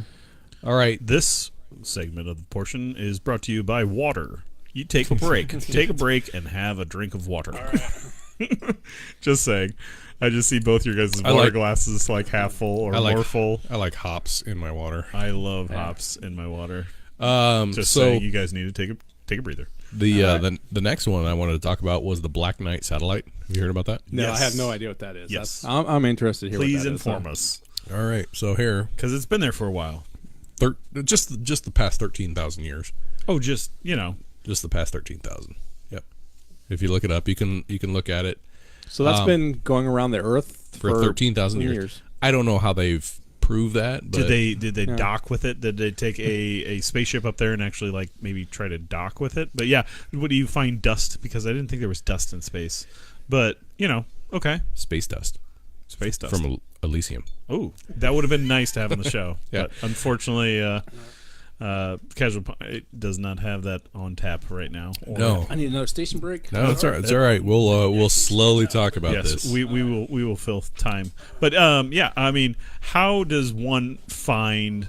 Well, I can understand here on the world, they can find and document how old things are because of the time buildup, the dust buildup. But how do you find in a vacuumless space how old something is? Good question. I'm not a scientist. I don't know. Well, okay, you can say that it's very old by maybe the radiation sun, levels. Yeah, the sun. So the gamma rays of the sun hitting it, maybe, and the metals on it being worn to the acclimation of the sun. I don't know. But what's crazy is they've said that it's been orbiting for 13,000 years, and then there's other reports that like NASA officially released that said it's like a space blanket. A what? Space blanket. I'm not following. It's a satellite, but it's not a satellite. So the official report, which came out way later, said that it was a space blanket, which is like that tinfoil type material thing. You know, okay. Yeah. So like, space blanket. Yeah. Essentially. Right. Yeah. So the problem with that is that it's been around a lot longer, and I'm not talking like the 13,000 years longer. I'm talking like Nikola Tesla back in the 1800s, 1899. He was bouncing radio signals from this thing. So he was aiming something at it and bouncing stuff off of it. Yeah. So it's made of metal, so we know that. Not necessarily. Space metal. It could be rock that has metal in it, but so it's made of metal. So period. You need some kind of reflective surface. I'm sure of to bounce something up. This is alien technology, man. I mean, anything goes. Well, really. I mean, even if it's just like an asteroid that's just circling the Earth, it would be made of. It would have some metal in it because that's where iron and nickel, or most asteroids are found. That the meteorites are mostly nickel. Yep. Some crazy things about it are from time to time it has a retrograde orbit, which means it's orbiting the reverse way around the Earth. Interesting. So it orbits sometimes one way, but sometimes the other way. Another interesting thing is that it has changed course when viewed. Oh, so like if they get close to it, it's camera shy, is what you're saying. Yeah, gotcha. Yeah. So it's like how you point a telescope at me. I'm going this way. Yeah. There's some crazy things about the Black Knight satellite. Okay. Yeah. So how close has it gotten to like the space station or anything? That's the crazy thing. That like the International Space Station, like the official report from NASA is it's a space blanket. Okay. But the problem is like we've known about it for a lot longer than space blankets have actually been a thing. Mm-hmm. So, yeah. Yeah. Okay. Yeah, it's some swamp gas. Yes. It's a weather balloon. Right. Look the other way. The other way. Flash. Yeah. Nothing to see here. Nothing to see here. Yeah. All right. That's all I got on that. But I've never heard of that. I've actually never really ever heard of that. I was like, that's interesting. I'm gonna go look that up now. Yeah. No, that's I've actually heard of that before. All right. Interesting stuff. All right. Hey, Chris. Thanks for joining the program. Very old satellites. Yeah, very very old. Okay, here's one that everybody should hear. The WOW signal. You know about that one? No, I don't know what the WOW is. Is that part of SETI? Wow. It is part of SETI. So back in August of 1977, Ohio State University Big Ear Radio Telescope, which was currently at that time being used by SETI, they got a signal from the Sagittarius constellation that lasted 72 seconds. The reason they call it the WOW signal was because it was such an amplitude that they had no idea what was going on. Went on for 72 seconds. They circled it and wrote "Wow!" exclamation point. Oh yeah, and that's why it's called the WOW signal. Yeah, I've actually seen. I didn't know they call it the WOW signal, but I've seen that before. Wow! Isn't there a Charlie Sheen movie based on that? Then the one where aliens are terraforming the planet. And was that a Charlie Sheen movie? Yeah, Charlie Sheen was in that movie with yeah. Right after what was his baseball movie? But there was a movie with Charlie Sheen where he worked at SETI and he found this signal. He actually worked for JPL. Is what the thing was. Okay. But he started asking them to listen to this frequency, and his boss was telling him, no, we can't listen to that frequency. We know there's nothing there. Of course, he's an alien, so yeah. I don't remember the name of that movie, but that sounds like I'm gonna have to look that up. Yeah, there's a Charlie Sheen movie where I once saw Emilio Estevez in a club, and I was like, Emilio. Sorry, that was I like that Night of the Roxbury. Yes, but yeah, there was actually some sci-fi movie based on that whole signal kind of thing, getting course, that's how Independence Day starts off, though. Too, is SETI picks up a signal. Well, and Contact. Of course, Contact. They shot that in New Mexico. That's actually where SETI is. Really? Oh, the aerial. Yeah, it's in Socorro, New Mexico. I guess I didn't know that It's either. actually it's on the second mountain range from Roswell. There's a valley where there's like the White Sands Valley. Then there's another mountain range, and then on the other side of that range is where Socorro, New Mexico. So by Truth and Consequences, and that's where that array is. And there's I think 50 some dishes out there picking up. Yeah, that's all in New Mexico. For those of course, of it's you, remote listening to, though. I mean, you can actually listen to it right there on your laptop. And for those that don't know what SETI is, that's Search for Extraterrestrial Intelligence is what SETI stands for. Yep. Yeah, and it's crazy. I've actually been out there, and you see these things, and you're like going, they're huge. They are. Oh, I bet. You can see them from miles away. I bet. And they take, and there's like even time lapses of them all moving and stuff. But yeah, they're slow because they're so big. And the motors that take you have to use a time lapse to see them because you'd never even see them move. It would take literally an hour to see it move like 6 feet. Sure. Yeah. So I don't know what that is. It's like inches per second, inches per hour. I guess I really never knew where that was at. Yeah. So, no, it's actually in New Mexico. Makes sense. There's another SETI that's actually a smaller one in California, and that's the one they're actually kind of building up because it's closer to more technology. Gotcha. And they think they can do something. And plus, I think it's higher elevation there too. Oh, okay. But there, now there's so much technology out there that we create so much noise, electrical noise and everything. Well, they're talking about these satellites that can listen from outside of the Earth's atmosphere, where it gets away from all that noise and all that. And that's the new Planet Finder satellite that's actually looking at light that gets away from all light here on Earth because it's actually in orbit and all that. So that's where most of it probably should be, is out in space, because having earthbound earthbound telescopes. Yeah, they can be pretty powerful, but you still got to go through. You got to go through the atmosphere. You got a satellite already out there with the telescope on it. Yeah, you bypass all that atmospheric. Why don't you just put a satellite on the moon and put a Bluetooth on it? Because it's a Martian airbase. Or whatever. Because we don't have a deal with the aliens yet on that. We're working on that. I guess they didn't have a pen. They couldn't sign the contract. Well, one of my big questions is, I mean, we did this space race, and it was like, who's the first one that's going to go to the moon? And then after that, and once we got there, and we're like, here's the flag, we're here. After that, it's like we don't have any interest in going back anymore. It's like, no, what?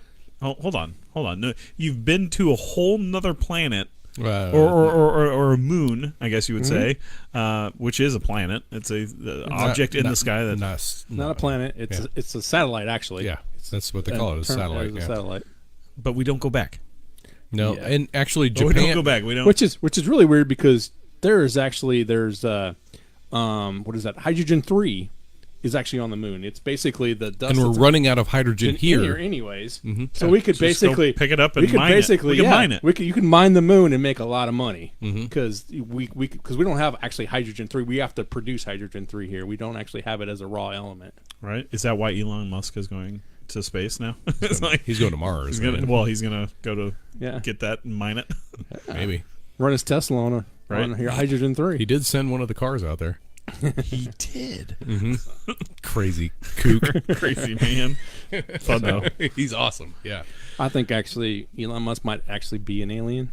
Because I actually have a theory that there are people out here let's you've seen the movie. Well, it's the cult movie. They Live, right? Oh yeah, for sure. Where they had the glasses and they could see. That's an old school movie. That was one of my favorites. I mean, John Carpenter was a genius when he did that movie, and then putting Roddy Piper in it. Hold on. I've never heard of the movie. What's it called? We've talked about it on this program, Rift. With Roddy Piper as Roddy Piper. Roddy Piper as basically the hero of this movie, where he's the one that goes. He's got a famous line from this thing. It's like, "I'm here to kick ass and chew bubble gum, and I'm all out of bubble gum." All right, that's the movie. Okay, that's it. All right, now I know where you're at. Okay. So, but it's kind of weird. I was actually we were working in Roswell one time, and we were watching TV. I worked at a TV station, and we have all these feeds up here, and we're watching different channels and different networks and stuff. Sure. And there's this lady, and I'm going, that lady's an alien, because look at her compared to everybody else. Her face came down to this point and had her head was like bigger up here and down. Like, she's got to be an alien. And it's like people are going, Oh, you're kind of right. She does not look like any of the other people, all the other talking heads that we can see. Right. Did you see her eyelids blink? Yeah, exactly. I think they blinked twice. Yeah. Men in Black. From yeah, That, I was going to He actually had one reference set that. of eyelids and then another set of eyelids. Yeah. Oops, sorry. Whoa, I hadn't what's seen going that. on, man? Yeah, I'm getting Double tapping it. Oh, I'm getting sore. Get I'm old. comfortable. Yeah, I'm gonna have to drink more. That's all right. No, I was going to reference the Men in Black because they had the people that were living among us that were aliens. Yeah, that's that would be. I would feel very betrayed if that was actually going on. Like, really, you guys pulled the wool over my eyes with that. You guys have you ever heard of David Icke?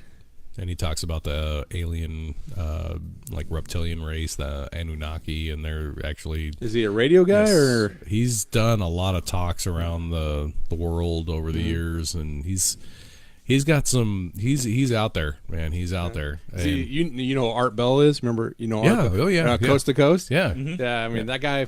The guy was the same way, kind of. He had all these, Well, he wasn't that way. He had a lot of listeners that had a lot of conspiracies about, and that sounds like one of them. Yeah, it's crazy, and like they've infiltrated the highest levels of, and not just here in the United States, like all over the planet. world. Yeah, it's pretty crazy. Is that why it's so hard to get Brett Kavanaugh into? No, we're not gonna go there. He's not an alien.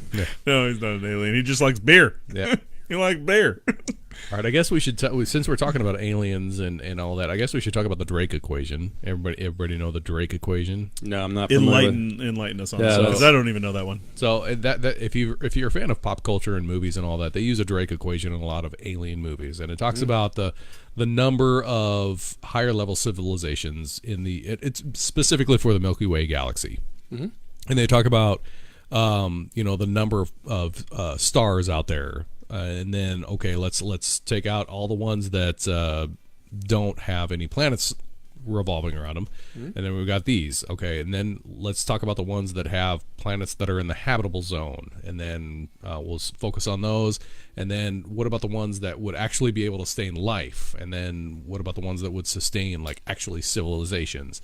And they say that if you use this calculation, there's anywhere from 1,000 to 100,000 civilizations out there just in the Milky Way galaxy. That's our own little galaxy that we live in, and there's literally like billions of galaxies in the universe. So you multiply 1,000 or 100,000 civilizations times a billion. Right. It's kind of crazy that there's this amount of space and we're the only living people here. What a waste of space. Yeah, exactly. That is a waste of space. There's also the Fermi paradox. I don't know if you've heard of the Fermi paradox. No, you are enlightening me now. Yes. So the Fermi paradox is basically stating, why haven't we seen them? And a lot of it has to do with like the age of the universe versus, the age of what it would take to be a spacefaring civilization. Well, it'll take a long time. Well, just to get to Mars, isn't it like 32 years or something like that? No. I don't know. No, what is it? What was it? It's like it was 6. It was like a week to get to the moon. Yeah, if it's like that. 6 weeks for that's what it takes one of our satellites, like the rover. I think the rover took almost 6 weeks to get there. Yeah. Okay. And it Like takes, it's like it takes 7 minutes to get the radio or whatever. to get a feedback from it is like 7 or 8 minutes. Isn't Yeah. it? So I don't know. Yeah, But that's traveling at 7, speed 8 of years. light, I mean, though. but who's going to make that commitment? 7 or 8 years, you're outside of our solar system. Yeah. I mean, at that point. I don't know. but Yeah.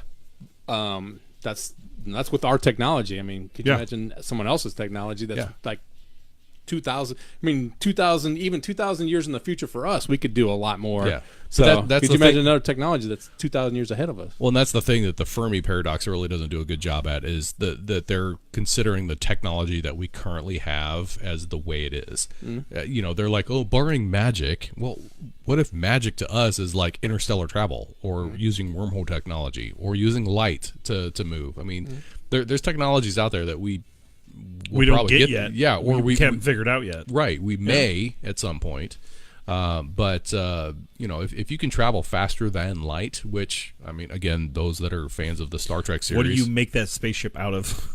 Well, not necessarily. If you could travel fast. No, Well, seriously. that's what I'm saying. It would have to be something that if you're traveling at the man-made. speed of light, that metal that you're traveling in is going to heat up. So like, what do you make it out of? Yeah. So I asked, are you a fan of Star Trek before? That the technology that they use actually to move that spacecraft through space, you create a warp bubble in front of you and behind you, and actually you move within that warp bubble. And actually, technically, the ship itself is not moving faster than light, but the warp bubble is moving faster than light. Okay, that would make sense. Then you could make it out of drywall if you wanted to. And they said they said they said it's actually theoretically possible to do something like that. Sure.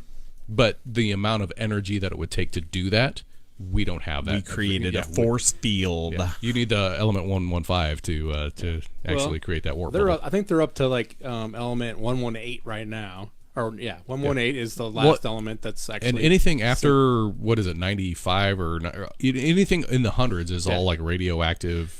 It's all been it's only been man-made. Yeah, it's not found naturally. There we go. You can't find it naturally. Yeah. And so doesn't mean it doesn't exist naturally. It just means it doesn't exist here. Naturally. Yeah. I know. Well, I'm just thinking our next beer should be coming up, and do we do another Fairy Nectar, because I actually have that in the fridge, or do we do our mystery beer that I was talking about earlier? Whatever you want to do. We've got a few more things to talk about. Yeah. So why don't I know Casual Pint is our sponsor tonight, but we can have something from outside of Casual Pint, since they did supply us with these 3 lovely beers, which I absolutely love. Sometimes you need to get to a 4th beer. But Friday you stopped by this place here, right? Yes. So I decided on Friday night to first stop by Casual Pint and get my half-price growler fill. On Fridays. On Fridays. I did the same. And but we went out to Growler USA. We went to go see Kaylin. She's a local artist here in town, and she is lovely, sings well, and a rising star. She's, I think, only 21, 22-ish years old, and big fan of hers, and so is Guyver. So we wanted to check out the food, and we wanted to check out their beers.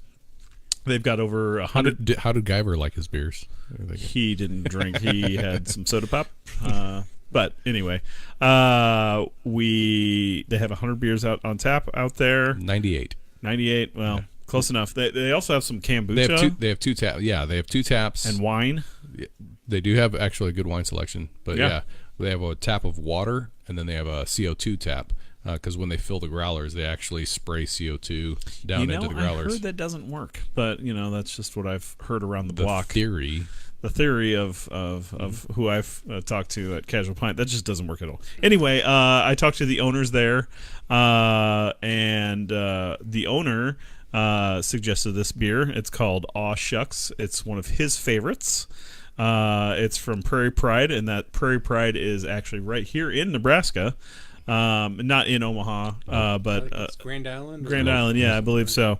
It's an IPA, and it's a 10%. Oh, the good catch. Yeah, good catch. Yeah. Even though there was nothing. This is a heavy hitter. We're ending on the heavy hitter. We are ending on the heavy hitter, but something you should thought I'd give it a try. Unfortunately, you got to go to multiple beer places if you want to drink the stuff that's here on Drink Talk, but that's okay. Excellent. I mean, where would we be if we could just get the stuff normally? I mean, we got to get it abnormally.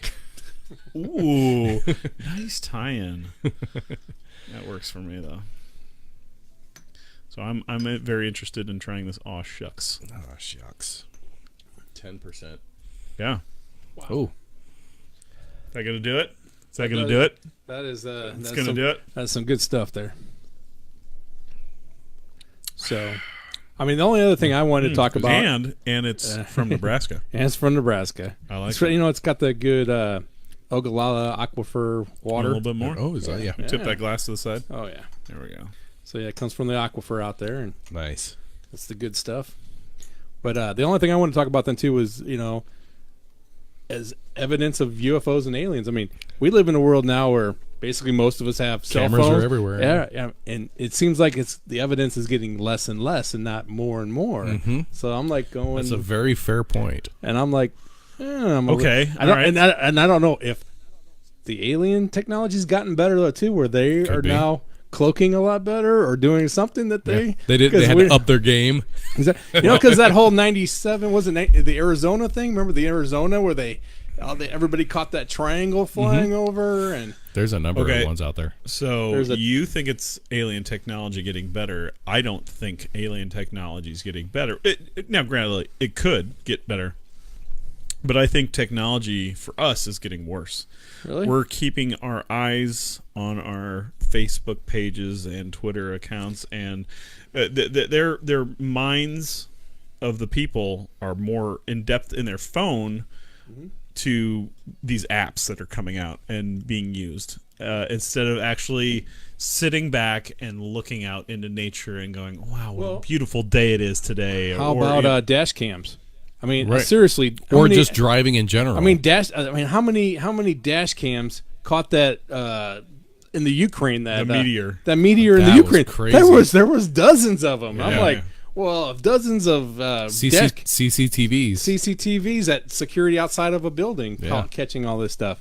But Weather Channel, stuff Well, that's... two things need to happen though: a camera has to be running, and B, the person running that camera You know how has many to cameras are running? has to notice that. Has to notice it. I don't think they do. Actually, I think there's, it's like nowadays, like when you see like those deer trail cameras, they just take pictures when something goes. I mean, cameras. It's like Ring, your doorbell. It only activates when somebody press a gets button. when somebody gets in front of it. It notifies you there's somebody at your door. Yeah, but with so storage action space motivated. is getting so cheap that you can run a camera all the time. Yeah, and not even worry But about it. it's all about looking at the camera at the right time. But I'm saying if the you've got technology. if you've got a camera running 24 hours a day, 7 days a week, do you know to look on Tuesday at 8 p.m.? No, there is actually technology that does that for you. They'll tell Thank you absolutely when somebody's at your door. They don't have to ring your doorbell to activate it. The motion activates it. Sure. So we can detect motion from miles away when it happens. I mean, if you write the software, I assume there's cameras out there that have the software. That's because they're looking for stuff, maybe distance away.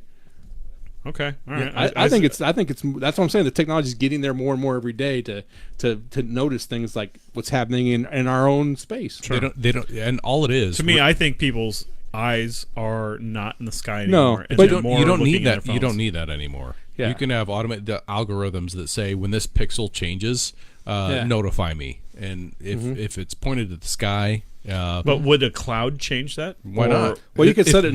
If this pixel changes, whatever that may be, daylight, cloud, darkness of a cloud, A rainy day. rainy day, alien spacecraft. Then you're going. Oh, You can filter. It's nothing. You can filter. You can filter those. But All the other right. thing is the Fair government is actually how our government is actually working on technology to detect stealth technology because we used to have it. Now other people have it. Sure. And now we need to be able to discover who else has it and to stop that. So Is that like a? not stealth anymore. So Is that like radar detectors? Remember when they came out with radar detectors? yeah, yeah, exactly. So cops knew when you had a radar detector. Yeah. Exactly. It still pulled you over because you got a radar detector. Yeah, we know you do. Dang it! Son of a gun. But because some states let radar detectors were illegal. Yeah, absolutely. Right. Yeah. But so I'm just saying that's like I think the government's working on things to discover, maybe by accident that there might be alien technology, and of course they're not going to share that with us. No. They're And not actually, I did want to talk about something that hey, they guess are. where we found out this new technology where we took a computer that used to be in a room and now put it in the palm of your hands? Where we got that technology from? I don't know. Yeah. I'm just saying.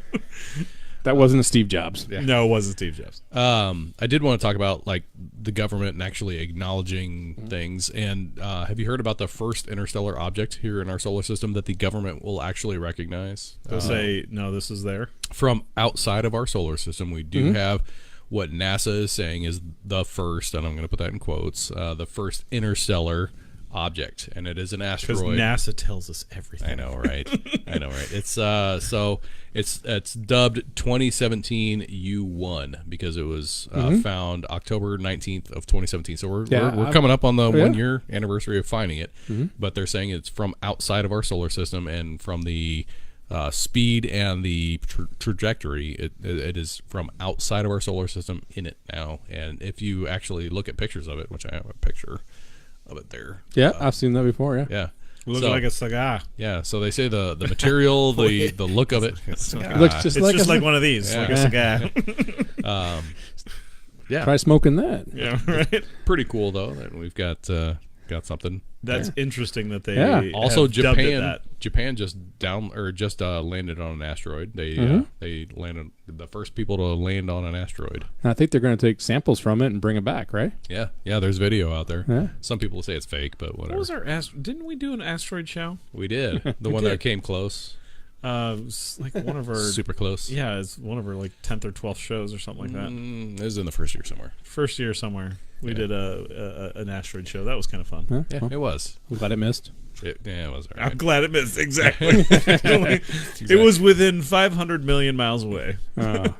All right. So one of the last things that I want to talk about is this is one of my last and favorite theories of aliens. Humans as aliens. Mm-hmm.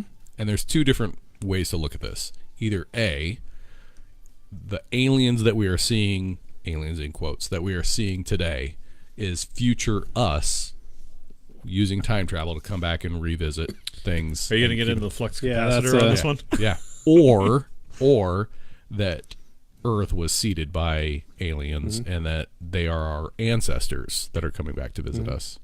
Okay. Yeah. That Go. makes a lot more sense. Well, I mean, somebody says like, well, time travel hasn't been invented yet. Well, when time travel gets invented, it's invented for everywhere. I mean, it was invented. Have you seen that sign that says, "What do we want? Time travel. When do we want it? Irrelevant." Yeah, exactly. It doesn't matter. I mean, if time travel existed, we would already know about it. I mean, if really, because the moment it gets existed, then it's there. Yeah, forever. it's already there. So I mean, it's because it'll go back in time, and it's like cavemen will know that these guys came back and visited us. We drew a hieroglyphic about it. So, I don't even know what he just said. I don't it either. Sounded very cool.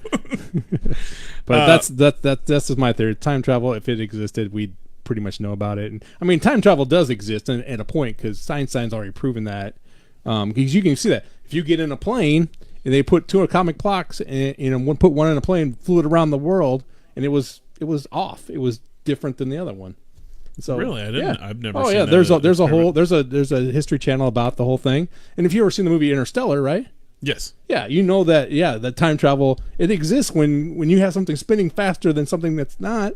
That time goes a lot faster when it's spinning faster. Sure. Yeah, so time travel exists that way so if you come from there and you go back to this one, you're going to be younger or older. I think actually older. When it spins faster, you're going to be older than if you would just stayed here.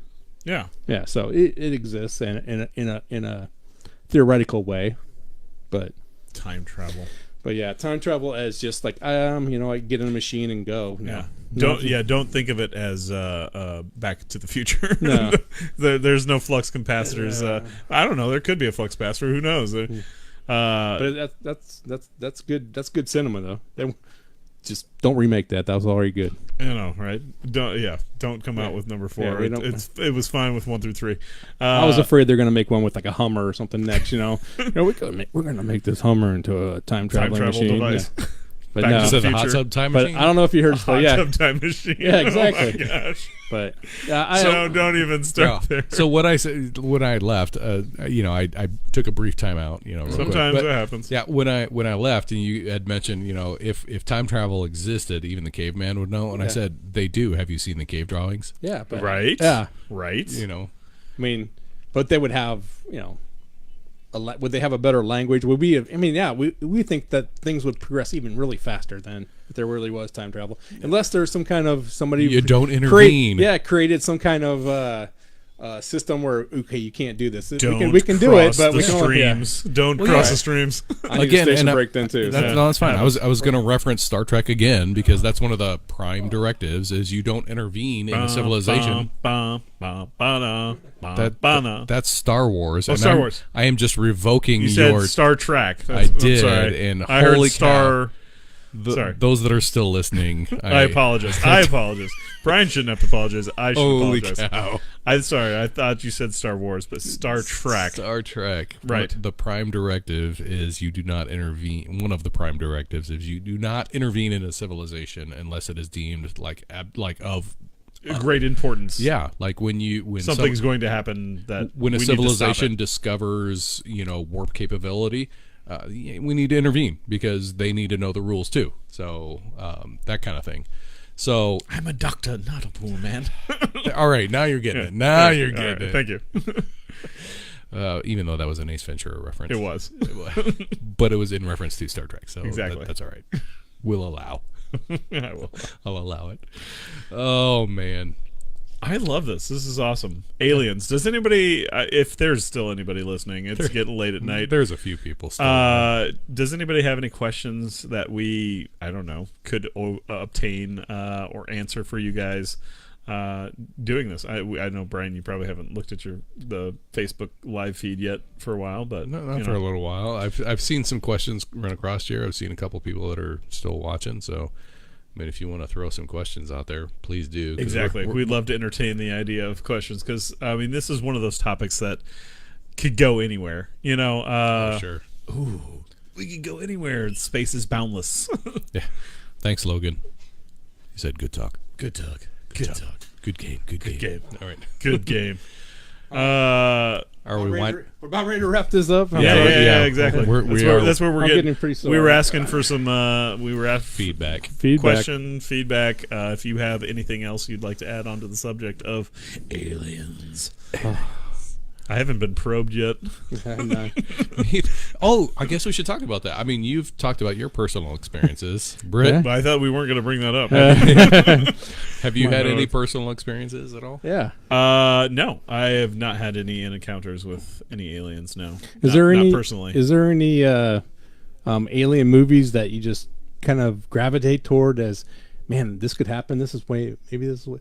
You ever saw like the fourth encounter? The one about I haven't seen that one yet. I know of it, but I had not seen it yet. No. Yeah, that's the one with the girl that plays from Resident Evil, Milia, whatever. Jovovich. Yeah, Mila Jovovich. In that movie. That movie is pretty creepy. And the other one is where the guy gets abducted from Arizona. That one's really creepy too. So, what's the one where the girl left water everywhere and she didn't want to? Signs. Yeah. So that movie, that one really resonates. Well, that movie. That's where the movie kind of goes off the rails. Like, why would you go invade a planet that's 2/3 water, and water is pretty much your kryptonite? Yep.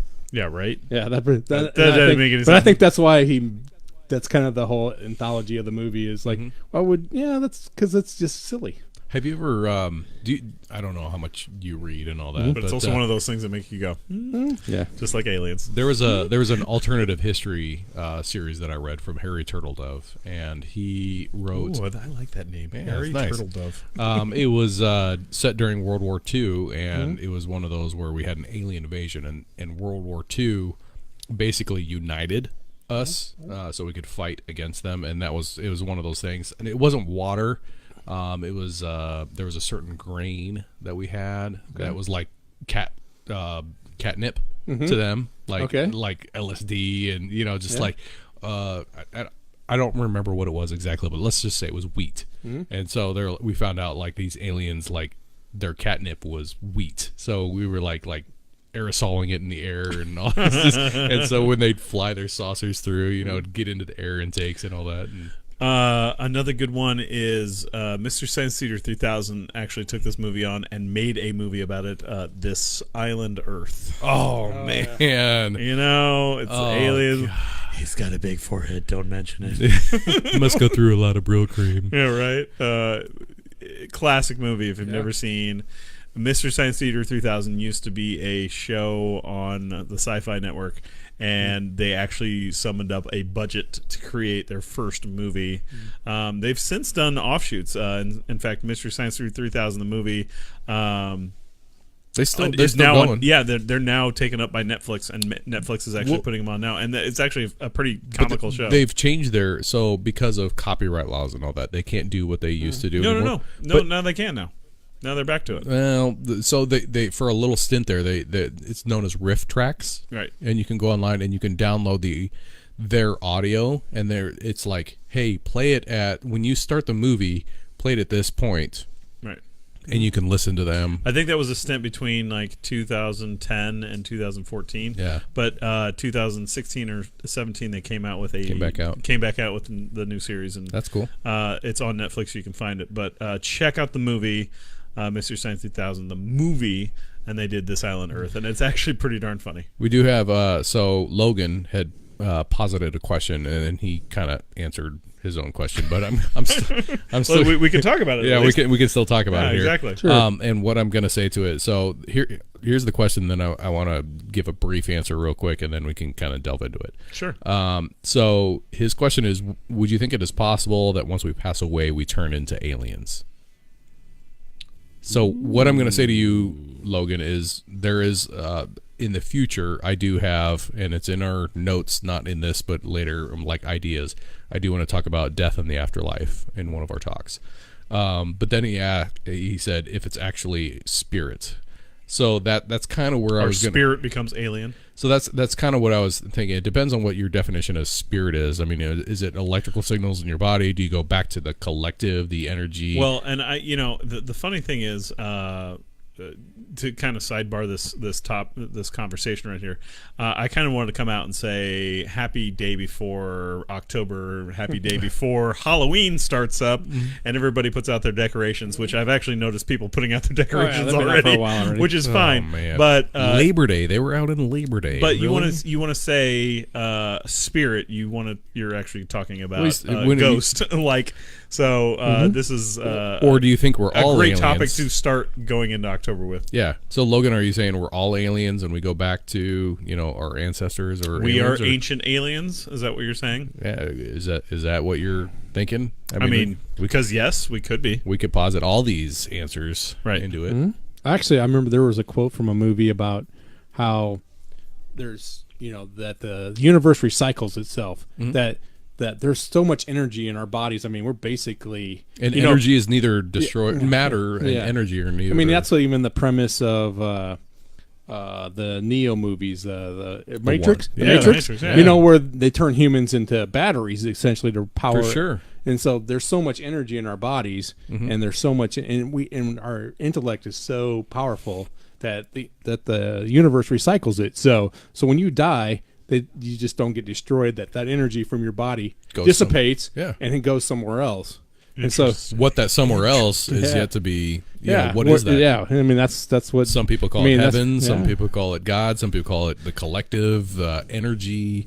And we might go through, and this might be just a stopping point on another civilization that our bodies or the energy from us go into. Yeah, plane of existence. Yeah, exactly. And it might go on forever, and then once where you reach that existence where you've accomplished it, and that's heaven. Kind of a thing. But and then we can triumph to make it to the top. Yeah, but I mean, some people think this might be it. I mean, then you go to heaven. I mean, you've already transversed. Some people believe that once you do that, that's it. That's Yeah, and there are people that believe that. Yeah, even Warren Buffett believes that. He's like. He thinks once you die, you're dead. You don't go on. If you look at the existence of the universe, it's like 13 billion years. I mean, really, our 100 or 80 year spot. That's all you get. Like to me, it's like that'd be a waste. Yeah, right. I mean, exactly. That's like if it is just us, it seems like an awful waste of space. Yeah, exactly. Right. And it's like whoever did create us, that seems like, well, why would he do that and just have it? It's like how everything evolves. I mean, like. Software evolves, it doesn't really go away. Somebody makes it better, and so it doesn't really die. The aliens have been making it better. So he keeps posting here. So something else he said, and that kind of ties into what you just said. I think the only way that you can live forever is to impact someone else in your lifetime. Absolutely. So, now, here's the thing to what you just said is, our technology, and because that carries you on. What if we get to a point in our technology where we can actually download consciousness onto a chip, and then that chip you can upload to a different body or whatever? We'd have to install USB readers on everybody. I know. Is it USB 2 or USB 3? I don't know what it is. Is it up or is it down or is it? I can't remember. Is it USB C where it doesn't matter which way it goes? Yeah. I just don't know if it's us us, like what we learned and what we accomplished. I just think it's the energy from us, though. I mean, because if I don't remember if I had a past life somewhere else, obviously, but but to fill this body, the energy, something had to bring it to life, and right. Yeah. In the past, before I was myself, I must have liked beer. I must have. Wireless. Yes, yes, Logan. We will recharge wirelessly through our consciousness. Exactly. That's and we'll obtain our information Bluetooth. Exactly. Well, that's what they did in the Matrix, right? Yep. Do you know how to fly this craft? Not yet. Yeah. No, it wasn't Bluetooth. They were jacked in. Yeah, they were jacked They were in. jacked in. So it's not Bluetooth. Not Bluetooth. So it's old technology. Exactly. Matrix is old technology. Exactly. They had to put the headphone jack in. Exactly. Everything's passed with the headphone jack. Oh, is that why we have card readers that go on the headphone jack? We can only download at 32 megabits per second. Exactly. It's horrible. Oh man. Well, yeah. So I think that another great technology that's gonna happen, hopefully in my lifetime, is wireless power. I mean, we've already seen it. Yeah, we've seen that, but it's not. It was shot down by the oil company. That's the problem. Well, and I had mentioned, it's a true story. I had mentioned, I know, but something's got to break through. What happened to the electric car? I mean, that's just one standpoint. Well, that's what I'm saying. Well, once we get to that tipping point where keeping gas cars going is going to basically kill us all. Then we just switch over because somebody's going to say he's waiting for that. Who was the scientist from back? Not Elon Nikola Musk. Tesla. Tesla. He had wireless power. Yeah, he did. He that's what he was invented looking that. for. Well, he blew up a whole building with it. I mean, whoops. Yeah. So that's why it kind of died off. But it exists. But somebody's there's people out there that are probably just as smart as Nikola. Well, he didn't know how to contain it. Yeah, exactly. You gotta reverse engineer it and to figure out how to. And then that's what happened in '47. Maybe some aliens are coming. We can fix that Tesla problem. No problem. Well, I think it's Nikola. It's not Nikolai. Tesla, yeah. I think it's Nikola. Well, I'm looking here at Logan's. I think it's Nikola Tesla. Nikola Tesla. But anyway, so like the wireless charging and all that's just like on a small point. Yeah, I have a wireless charger upstairs. The thing with like the free, but be careful. I've heard some of them burn up. So yeah, you got to get the good stuff. You got to get the good stuff. Don't get the third party stuff. Yeah, don't go on Amazon and hit lowest price. Yeah, $5 more. That'll save your Spend house. the $5. Exactly. So, what I would say to like the wireless charger, the free wireless charging of the free energy, that's it's got to come from somewhere. So how do we do that? And we've talked about alternative energy.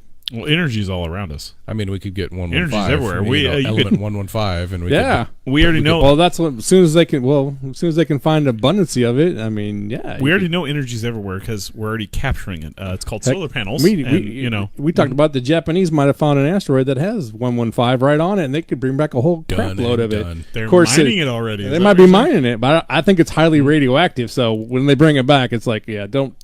You put that right next to the Fujiyami that already exploded and it's already radioactive. Just park it over there. Fukushima. The Fukushima. Yeah, exactly. Fukushima. Yeah.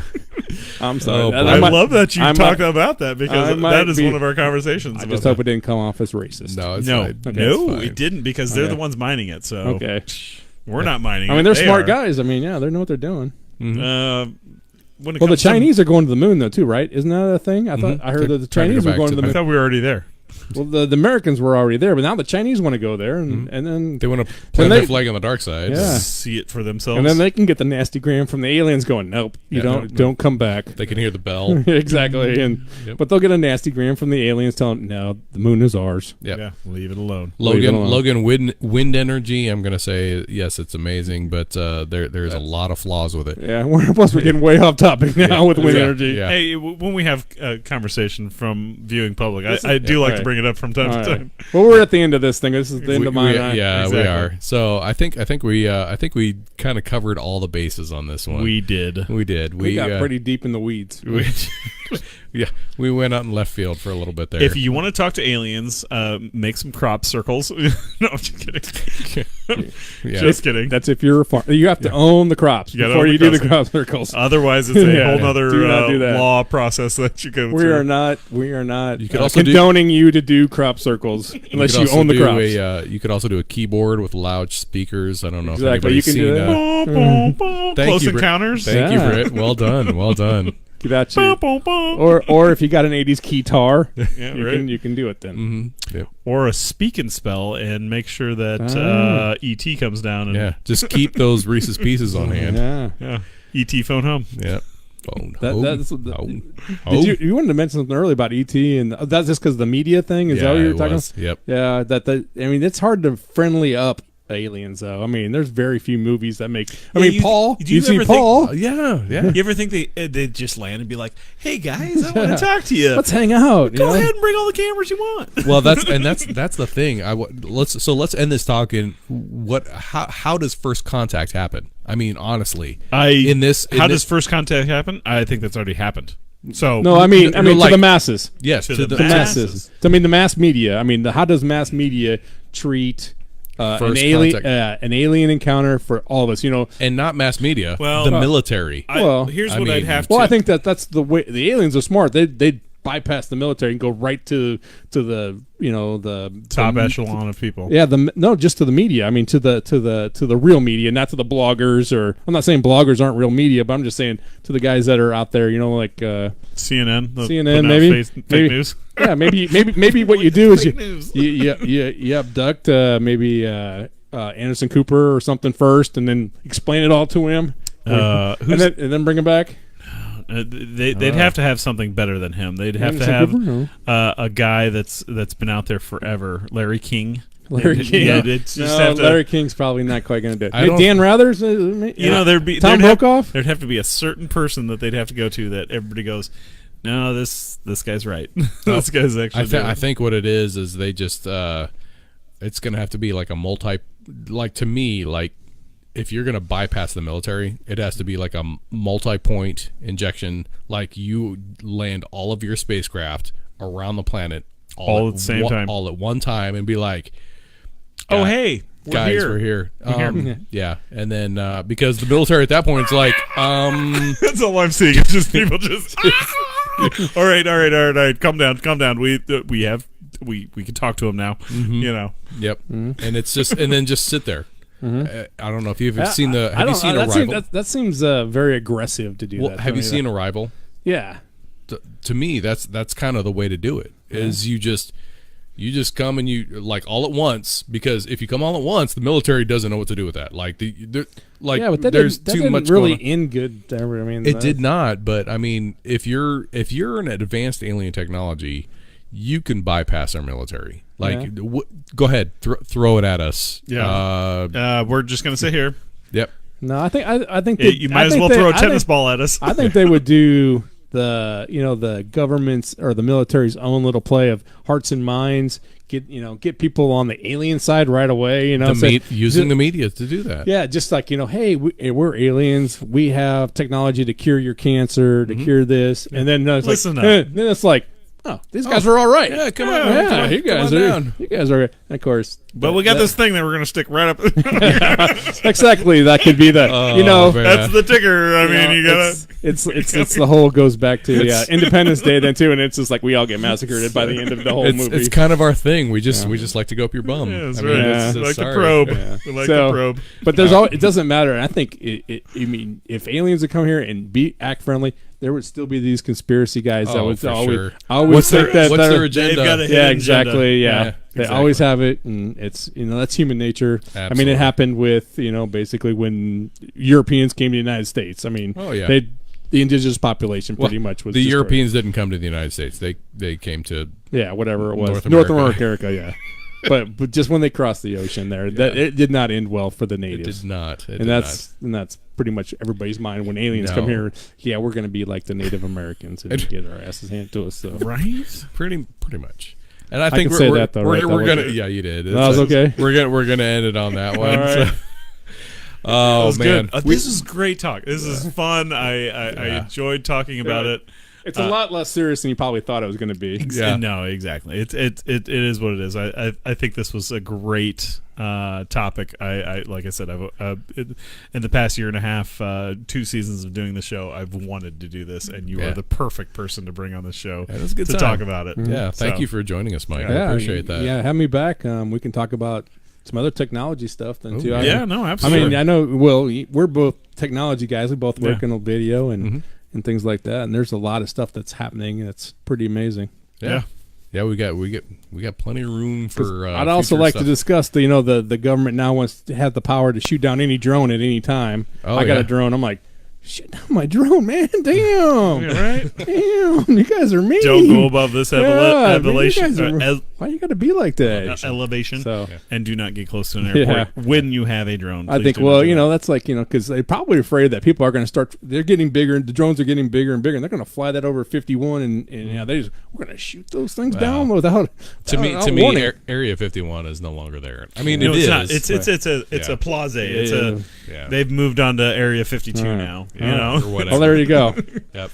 All right. Well, I see you got the topics for coming up, though. I don't know if you promote what's coming up next or not, but we'll get onto that. All right. we kind of leave it in the suspense. We do. Just in case it changes. Yeah, just who knows. Yeah. Well, thanks all for joining us. There was quite a few people on the chat, and I'm sorry I didn't get to everybody. We will kind of respond to these over the next day or two or so. Yeah. But thank you for joining us, and thank you for commenting live. There's some good questions in there. There was some good feedback, so appreciate that. If you want to continue the conversation, make sure that you like our Facebook page, like our YouTube page, get on to Spotify, iTunes, Google Play Music, follow us, like our page. You can get more of what we do here, which is fun. And thanks again to Casual Pint for giving us the alcohol for tonight. If you have not been there, it is down on 87th and Pacific in Countryside Village. Boop. Right there.